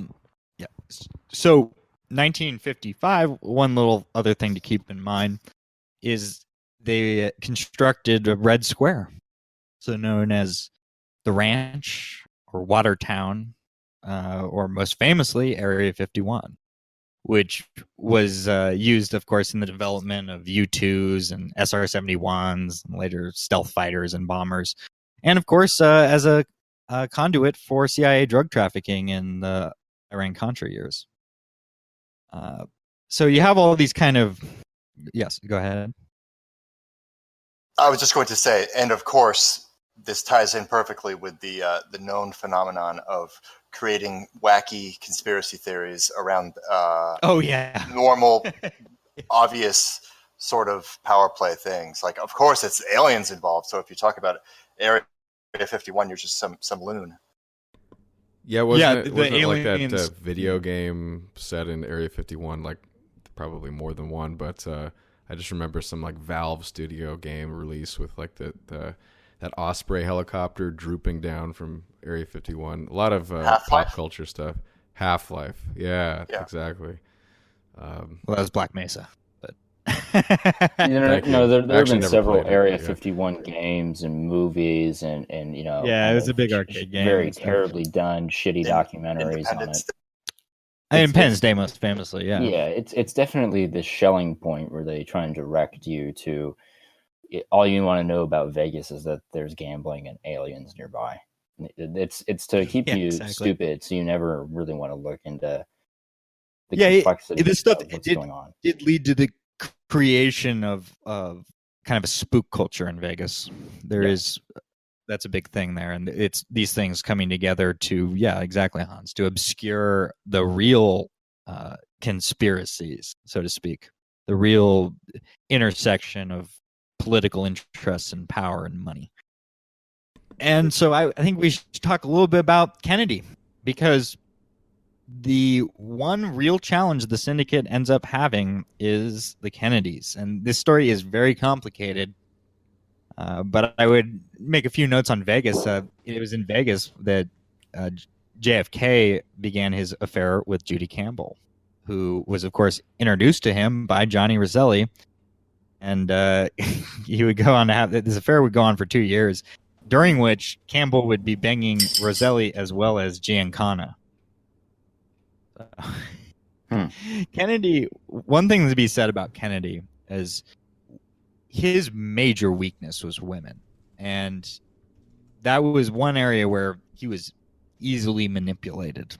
Sounds like another president we know. Which one? Yes. Oh, yeah, right. I was thinking of Trump, but it could have been a lot of the other ones. No, that is a common tactic used by... I mean, I want to generalize, but basically intelligence organizations do this, and so do gangsters as well, to manipulate people. It's sexual blackmail. So it's... And they project it. That most recent stupid Jennifer Lawrence movie, Red Sparrow, Black Sparrow, whatever. They pretty much project the sexual warfare stuff onto the Russians and say that it's a Russian thing to use sexual warfare, and it's gotta be kidding me. The they poor actually American think that spy, that's exclusively Russian. The poor American spy Joel Edgerton just can't resist the sexy FSB agent, or like this is just Kennedy trash. was banging a Chinese communist spy in the White House. I mean, again, there were very few people Kennedy wasn't banging, in fairness. Like, the odds are you're going to get a Russian or two. But this theme keeps coming up. I mean, it's not wrong to say that the Russians do this. Of course they do. The KGB does this, but the CIA does too. And so it's this sort of misdirection that is so common in American pop culture, which is sort of very heavily influenced in Hollywood by a lot of the Defense Department and CIA. They like to paint the enemy as being the only evildoer, and it's just not true. Uh-huh. Yeah. And white hat versus black hat dynamic, when there are no white hats. The best you get is gray. Right. Yeah, it's ironic because... Well, wasn't he also banging Marilyn Monroe at one point? Oh, yeah, and so was our... Who wasn't? Okay. Both of the Kennedys were banging Marilyn Monroe. But that brings us to the Roselli Hollywood connection. He was also banging a wife of a CIA agent, nice. Meyer. Mary Pinchot Meyer. That's an important relation. Was married to Cord Meyer, who was assassinated. Mary Pinchot Meyer was assassinated on the George Washington Minneapolis Negro. But in reality, you're talking about another confluence of big events with CIA, Washington Post, Ben Bradley, and all these people. I could do a whole show on that too. I mean, stuff's really complicated. I appreciate people. It sounds like we're jumping around a lot, but this stuff is all so interconnected that it is hard to do one single trajectory. I'm trying to hit a lot of let's cover the 1960 election, because that's critical. Yeah, go ahead, Walker. Lead us into that. Okay, so Joe Kennedy made a deal with all of these. Joe Kennedy went around the country hustling for support. He really ran the campaign. You had two parallel campaigns. You had this like grassroots, youthful campaign on top, on the surface, but underneath it was Joe Kennedy running around making backroom deals with briefcases full of cash. And he came up out of this world, made a fortune as a bootlegger, dealt with all of these people in in that capacity and in Hollywood. So he knew all of them personally. He was he what knew he's how been described as Meyer Lansky with a Harvard degree. With a Harvard degree. Yeah, he was pretending to be a wasp.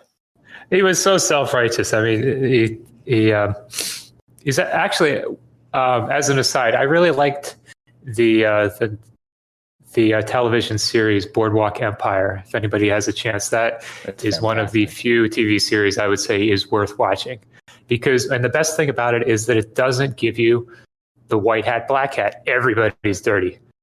As Al Capone once said, ain't nobody on the level. There's a funny scene in that show where Al Capone has like a real heart-to-heart moment with some Negro miscreant gangster type. Yeah, Al Capone wasn't a racist. These guys. Al Capone actually wasn't a racist. But you know, the guy who portrayed that. Racist. No, the guy that portrayed Al Capone in that series, he got that role because he portrayed a racist in this movie, This Is England, where he was this skinhead. And he was such a evil, charismatic guy that they thought, well, that's Al Capone right there. As I mentioned last episode, Al Capone was the one responsible for bringing blacks into Cicero. Yeah. Power's not racist. So anyway, I thought they did a good job in that series of portraying Joe Kennedy's sort of uppity demeanor, pretending that he's better than mobsters when he was one. So he arranges meetings with all of these key figures. There was a big meeting in New York. There was a meeting with Humphreys, I believe, in Chicago, and they arranged for example, Frank Sinatra to get on board with the campaign, record a version of High Hopes as a campaign song, and then they get that played in all of their jukeboxes around the country. That gets at the top. And by the way, the jukeboxes were how they rigged the top 10 lists. You could just create their own top 10 to promote their special talent. Joe Kennedy makes all of those deals with the people, and the mob hated the Kennedy brothers in particular because of RFK. RFK had been on a crusade, not in the Kefauver hearings. I don't think he was a senator at that point, but later there was another. It was another Senate. It was the Rackets Committee in 1958. Right, a guy named McClellan. Is that right? Yeah, and RFK was appointed to be counsel, because that's how they always operated. The Kennedy brothers is right. John always brought in Robert. Right. But RFK was. And by the way, this fanatical. was something this led to serious arguments with Papa. With Joe. the father. Yes, absolutely. Because the brothers didn't know where the boundaries were. It's like they really believed in what they were doing. They thought they could clean up this country. they were so righteous. They thought they could clean up the country, but it's interesting because the people that they were targeting, I would posit that part of it was about trying to break with their own criminal past, because the people in particular they targeted were people who had intimate knowledge of what Joe was up to. They were trying to wipe the slate and erase the history of who they were and what they came from. And they wanted to pretend to be this, as people have been saying, they wanted to LARP as wasps and pretend that this history didn't exist. And so that's what that led to conflicts. I mean, you had, again, Johnny Roselli was pals with Joe. And so Joe was not happy about this. Yeah, apparently they had a big argument over Christmas one year, but no, the brothers did not know where the boundaries were. They went beyond just a little bit of grandstanding. Joe was able to get them to lay off Abner Zwillman in New Jersey.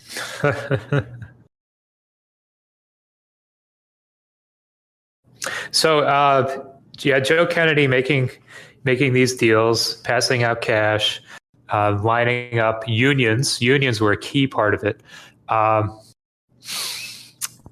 Teamsters in particular, which I... Yes. The unions could just tell people how to vote. And then, of course, the ward bosses in the big cities.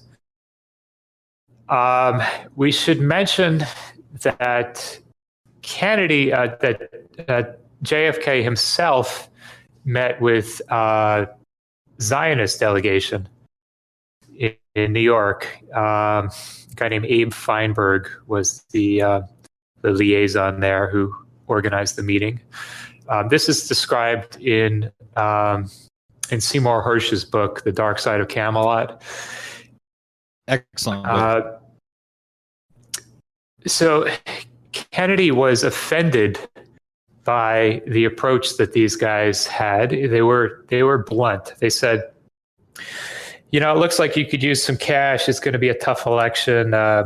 We think we can help you out there if you agree to give us control over Middle Eastern policy.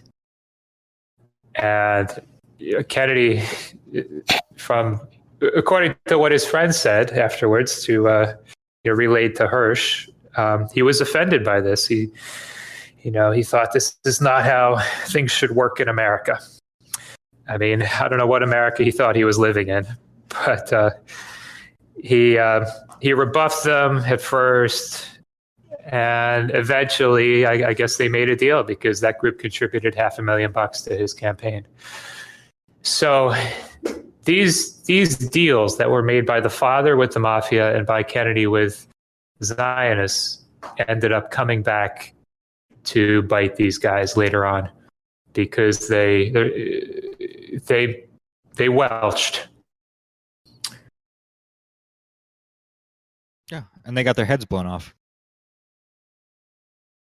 Which, to give us further background, I should also add, by the way, that RFK, he is the one who formulated the syndicate concept. He pushed aside this mafia bullshit, and he was looking at trying to crack down on the syndicate proper.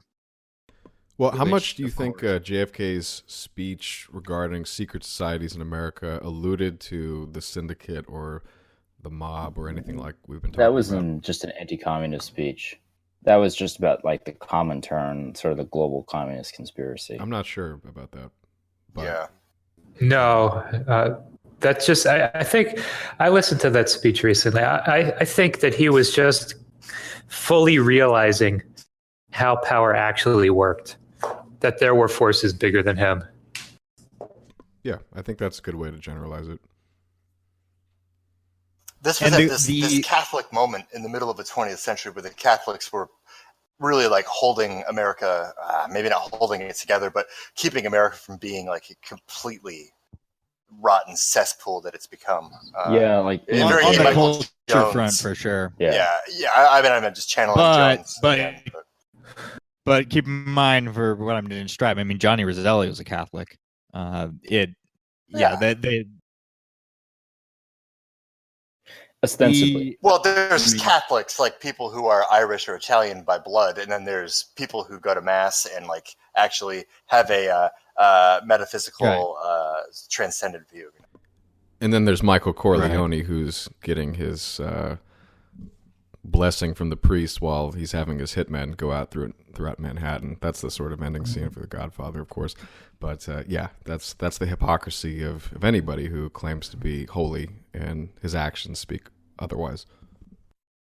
Yeah, there were a lot of those guys. Like I think what Alex is talking about are Catholics that generally try to, in some ways, combat a lot of the growing Jewish or just growing sort of agnostic Legion of Decency. Leagues of Decency, but power within cultural centers. So the struggles that the Catholics went through to fight in the Hollywood film boards and the ratings agencies to try and keep this tripe out of film content that the country would be seeing. The Protestants had given up, the WASPs were giving up, and the Catholics, didn't want their children to have to see this stripe when they grew up, so they fought them as long as they could. But by the time the 60s rolled around, with Vatican II, which was run by homosexual papal agents, right. to weaken the church and to break down these traditional sorts of and the CIA. Mafia. The CIA. Michael Jones talks about the CIA involvement on that. Yeah, Dulles was involved there.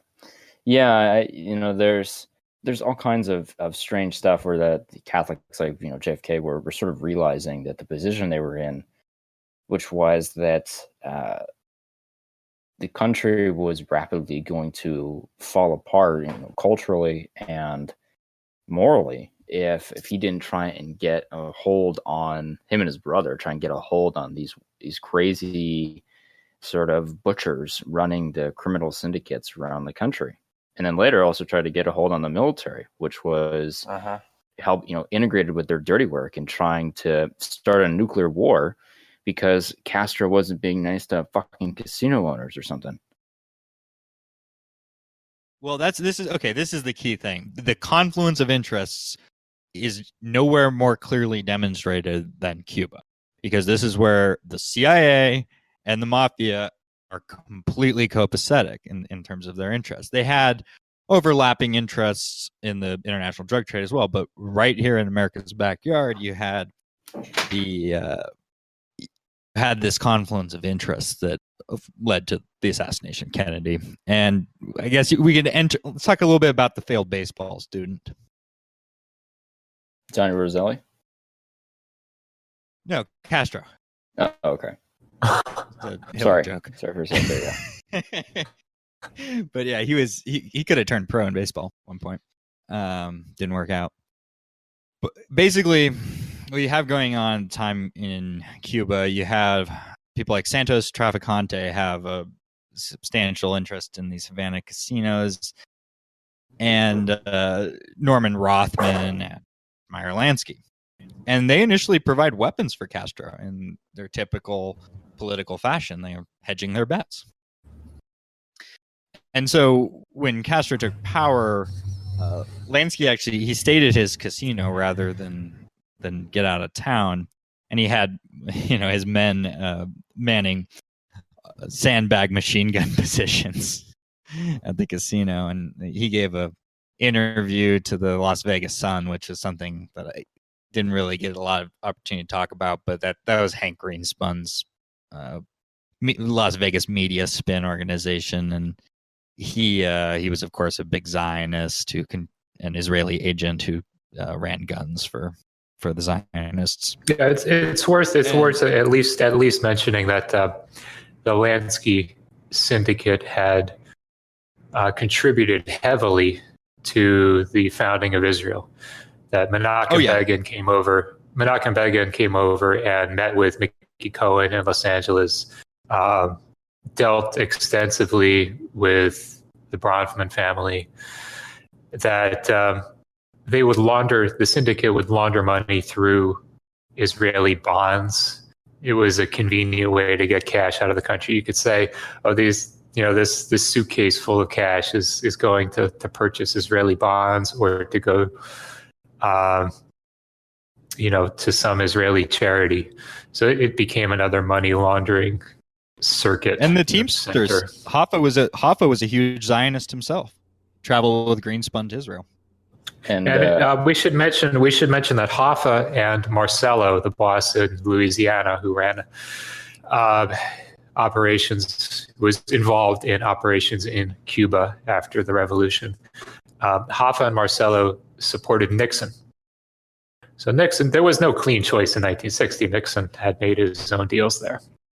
And so the funny thing about all this is that, Nixon was sort of enmeshed with the fruit and peel imperialists with Eisenhower and all that. And then these guys, but Nixon, when he actually got into power in the early 70s, he directed his IRS to go after none other than Meyer Lansky.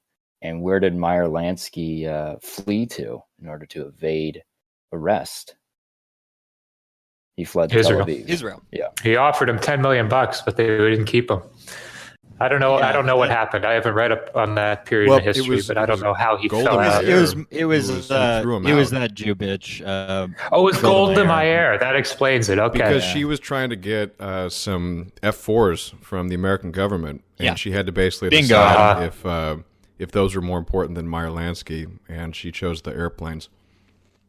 This is before they completely controlled the MIC and the U.S. foreign policy. Bingo. So further, I mean, you have the Castro actually throws Lansky's brother in an internment camp along with Santos Trafficante, who he is one difficult cookie to figure out because it's widely speculated that he is a double agent. I'll get into that a little more in a bit, but they were visited. Trafficante and Jake Lansky were visited in their internment camp by Johnny Roselli and, of course, Jack Ruby. Interestingly enough, keep that in mind. So at this point, Lansky puts out $1 million contract on Castro. And keep in mind that the U.S. interests in Cuba, U.S. corporations controlled half of the sugar in Cuba and basically all the oil mines and minerals. It was total monopoly. And Havana was also the processing point for the raw opium coming from Latin America and Asia.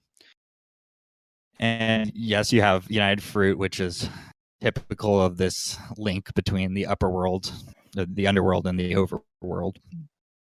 Because you had in 1954, you had the Guatemala coup, right? And that was in the interests of Standard Fruit and Trafficante and Rosselli, who were working for the CIA, that helped overthrow the Arbenz regime. And it also turned Guatemala into a huge hub for drug trafficking, which was then laundered in Havana and Vegas. Well, the fruit imperialism stuff goes back to Warriors Racket and all that. Oh, yeah. Having U.S. soldiers do dirty work, probably with mobsters involved, down in Central America so that the Pineapple Empire people could get a nice source of pineapples. And this ties into the Philippines and Ferdinand Marcos, because you had once this happened in Guatemala, you had the casinos that were being operated by a guy named Ted Lewin, who was a Lansky associate and future Vegas casino owner. They were working with the CIA and Ferdinand Marcos, the Guatemalan casino operatives. So, I mean, look, take a step back for a second. Keep in mind that the context of American imperial, this is what we're describing here, is what dominates the context of American imperialism in the post-war era. You have all this stuff happening in Latin America that set the stage for the death squads in El Salvador and Guatemala and the Contras. It was a unity of interests between corrupt local governments, U.S. banks, DC regime, unions, corporations, and the Syndicate, and the CIA. One big happy fucking family. Now, a lot of this. Or go ahead. Go ahead, Hans. Well, I was gonna jump in and say a lot of this coalesces around Roselli. I mean, this guy was like the central focal point of all of these networks coming together. Was this like weird little Italian guy from Southern California? Well, I wouldn't say weird little. I'd say dapper. He was known as the dapper gangster. The guy was a class act, right? He was also notorious womanizer. He's banging the same women as JFK. At Hollywood starlets, he banged a lot of Hollywood starlets. Roselli, as well as Walter Mayhew, which again another labyrinth. We'll get into. We're going to be doing which I'm very much looking forward to, a Howard Hughes episode. Yeah, I wanted to talk about. Comment on that very briefly. I mean, basically, Roselli came out of the Hollywood scene, as I said earlier, and when he got to Vegas, he started becoming, a big time mafioso in the city, and he got involved with the Montpresor Talent Agency. He was able to get these kind of connections because what he'd done in Hollywood, mostly for none other than Harry Cohn, who was the man who founded Columbia Pictures. Yep. Now, and as I mentioned in the last episode, his friendship with Roselli shielded him from syndicate extortion. Yeah, Harry Cohn was this extremely crafty hustler type, this like Jewish hustler who showed up from the Pale of Settlement and worked his way to the West Coast and became this Hollywood oligarch in a very short amount of time. He was somewhat enmeshed with Howard Hughes. Howard Hughes had also dabbled a little bit here and there in some Hollywood production work.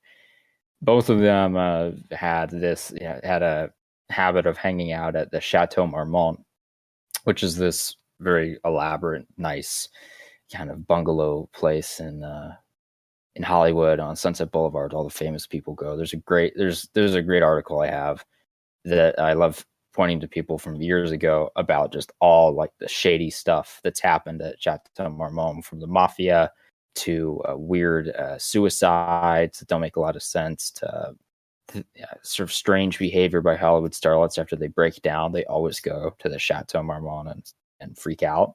It's sort of this strange coalescing place. But Roselli is introduced to Robert Mayhew, who was the CIA frontman. Robert Mayhew, yes, he was a former FBI during the wartime era, and he has been quipped about Mayhew that it was like unclear to people if he was just some kind of because he had a gumshoe organization, Private Eye. It was unclear to people if he was like an incompetent or shit tier sleazy Private Eye who had CIA connections, or if he was just pretending to be a shit tier sleazy Private Eye. Answer, of course, is the latter. Yeah, he was Howard Hughes' right-hand man. Beyond right-hand man, he was his alter ego. Howard Hughes, when he entered, this is again jumping to a future episode, but Howard Hughes in his seclusion for God, how many years? He was the seclusion period is like, I don't know. I want to say about 10 or 15. He knew. Yeah, it's the 60s and the early 70s, right? He was his alter ego and handled all kinds of everything. He was in a position to be able to speak for him on a legal capacity, to represent all business, trade, etc. And you know what? He never met him face to face. Never once. There's a lot of questions about Howard Hughes.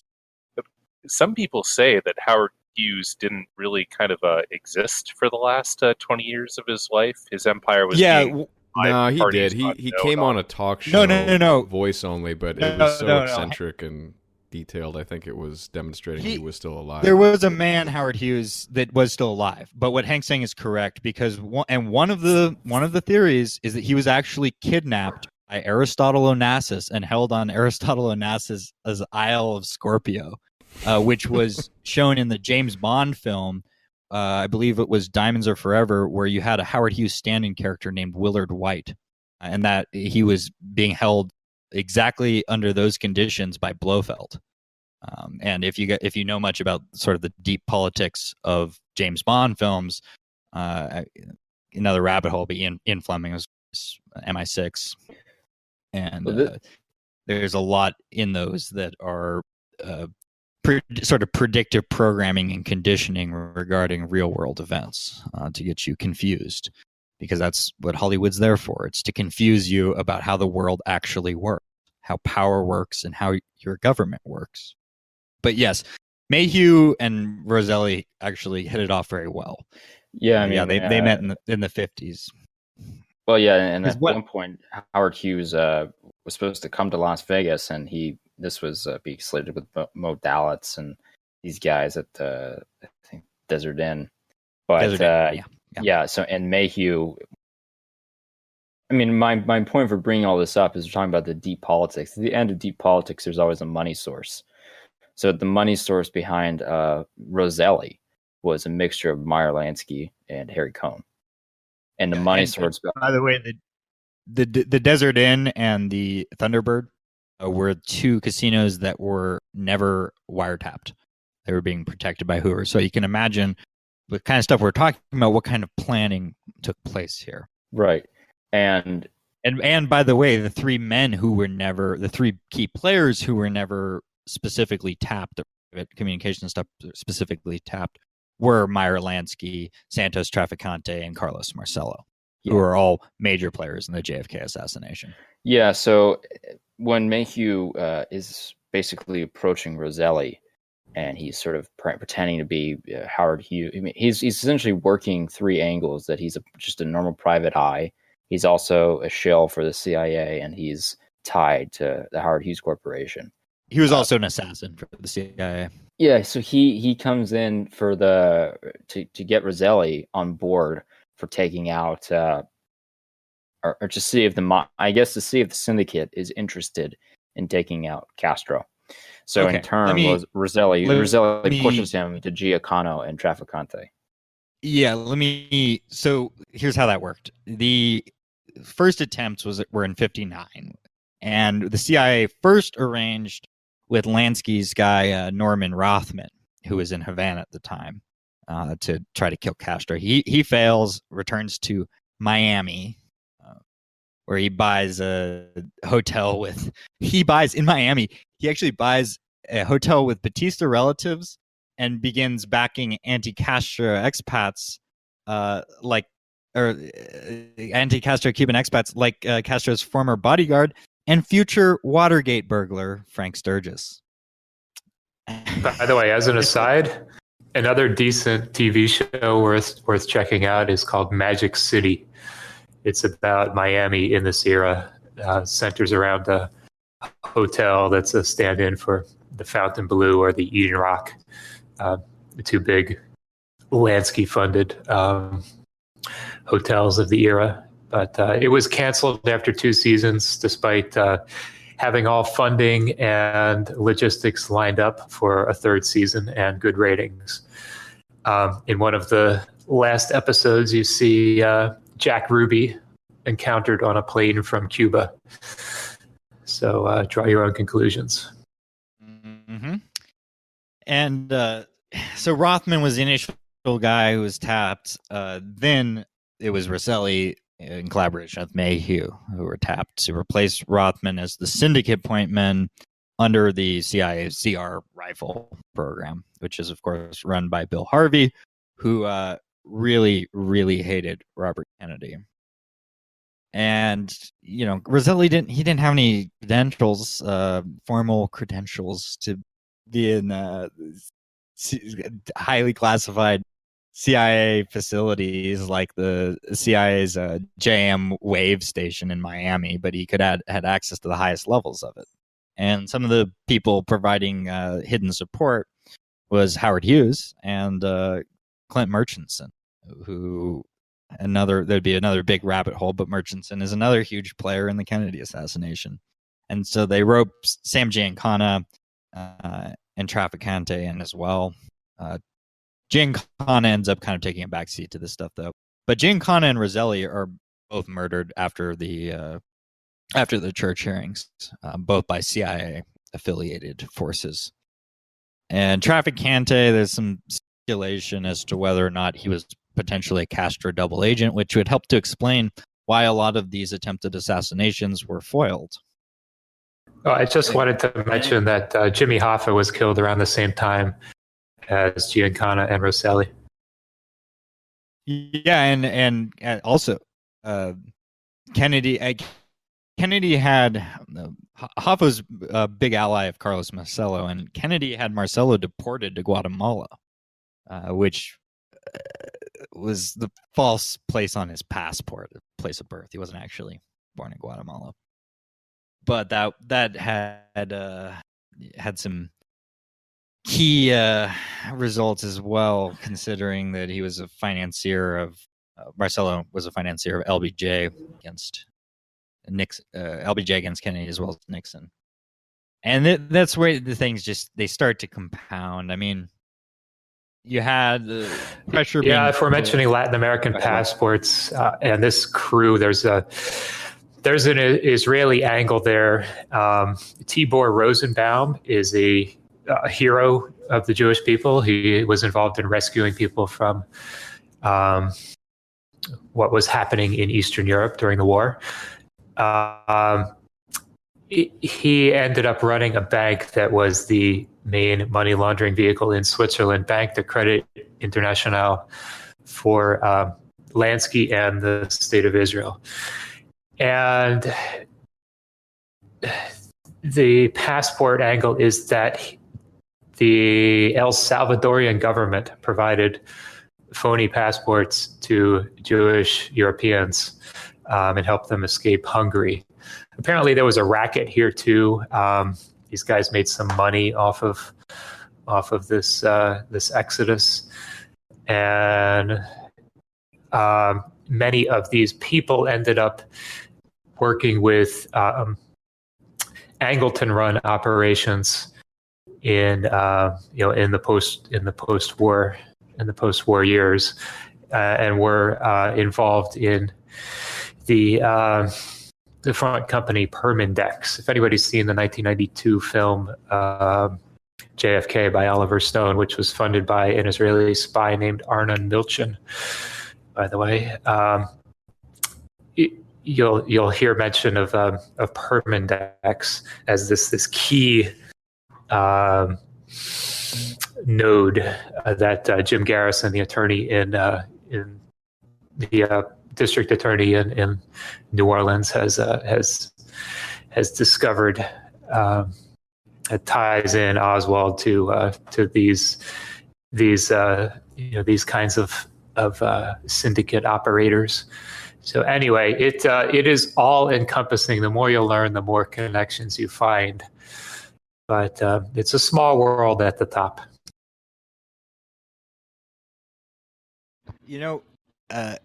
Much as I would like to continue down the rabbit hole, I could talk about the JFK assassination for another 4 hours.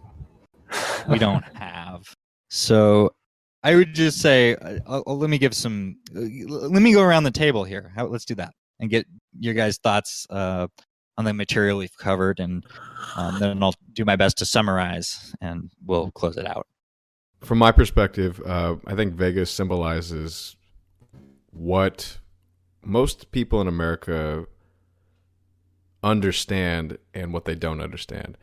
On the surface, they see basically a giant Disneyland that is all fun and games, American dream, go have a good time, spend money, make money.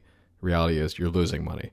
And the bigger reality is that underneath a place like that, you have these really sinister operators controlling the real levers of power in the country. And it involves people from the military, it involves people from the intelligence services, it involves people from big business. And there's a whole lot of groups in there that are never named. And so I think it symbolizes quite a bit about what the falsehood of what America represents to both the public in America, but also to the entire world.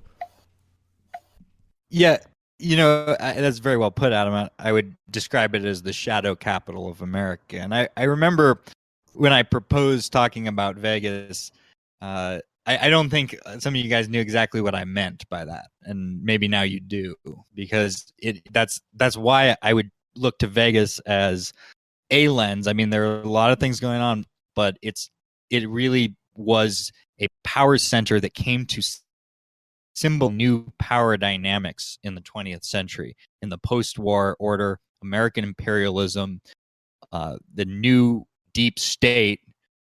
At its root was the alliance between the old banking networks, the old OSS, Harvard, Yale banking network spies, in alliance with the criminal underworlds, corrupting the political system across the entire country and in foreign countries to make way for the drug trade informants in the Cold War context of using assassins. And I mean, this really is the heart of American history in the 20th century, from my perspective.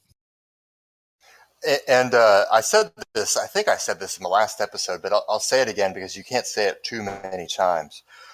the content that we're going over in these two episodes, especially this episode with the vote rigging I can't even remember how many times we've talked about vote rigging in these two episodes. It just drives home the point that democracy, the way that it's set up in the United States at least, or pretty much anywhere that you can think of in the modern world at least, it's a joke.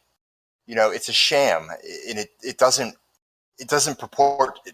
even come close to doing what it purports to do. I mean, what ends up happening inevitably is powerful, motivated people use ethnic networks, or they use unions, or they use whatever it is, busing. They're going to use tactics to rig the vote. They're going to use social engineering to rig the population to vote a certain way.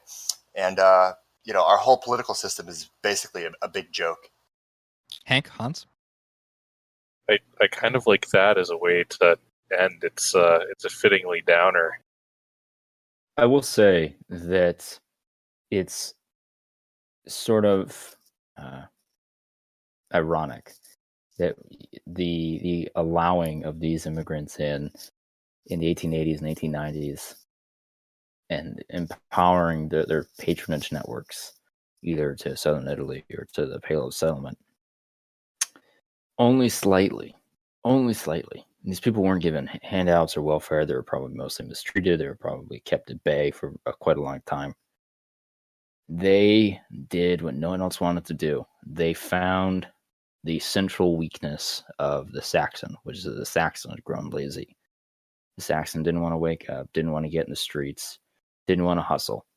And the few Saxons that they came across that did want to hustle, like Nixon, they did whatever it took to nuke their political career and get rid of them.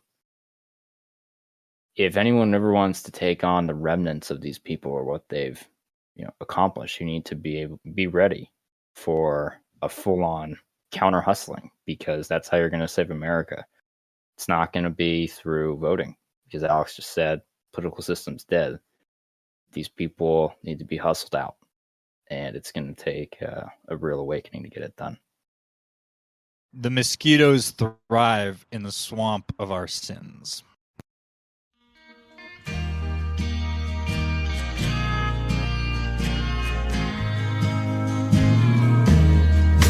This old town's filled with sin. It'll swallow you in if you've got some money to burn. Take it home right away.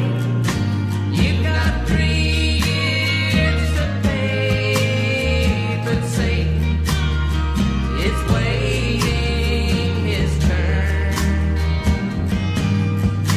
This old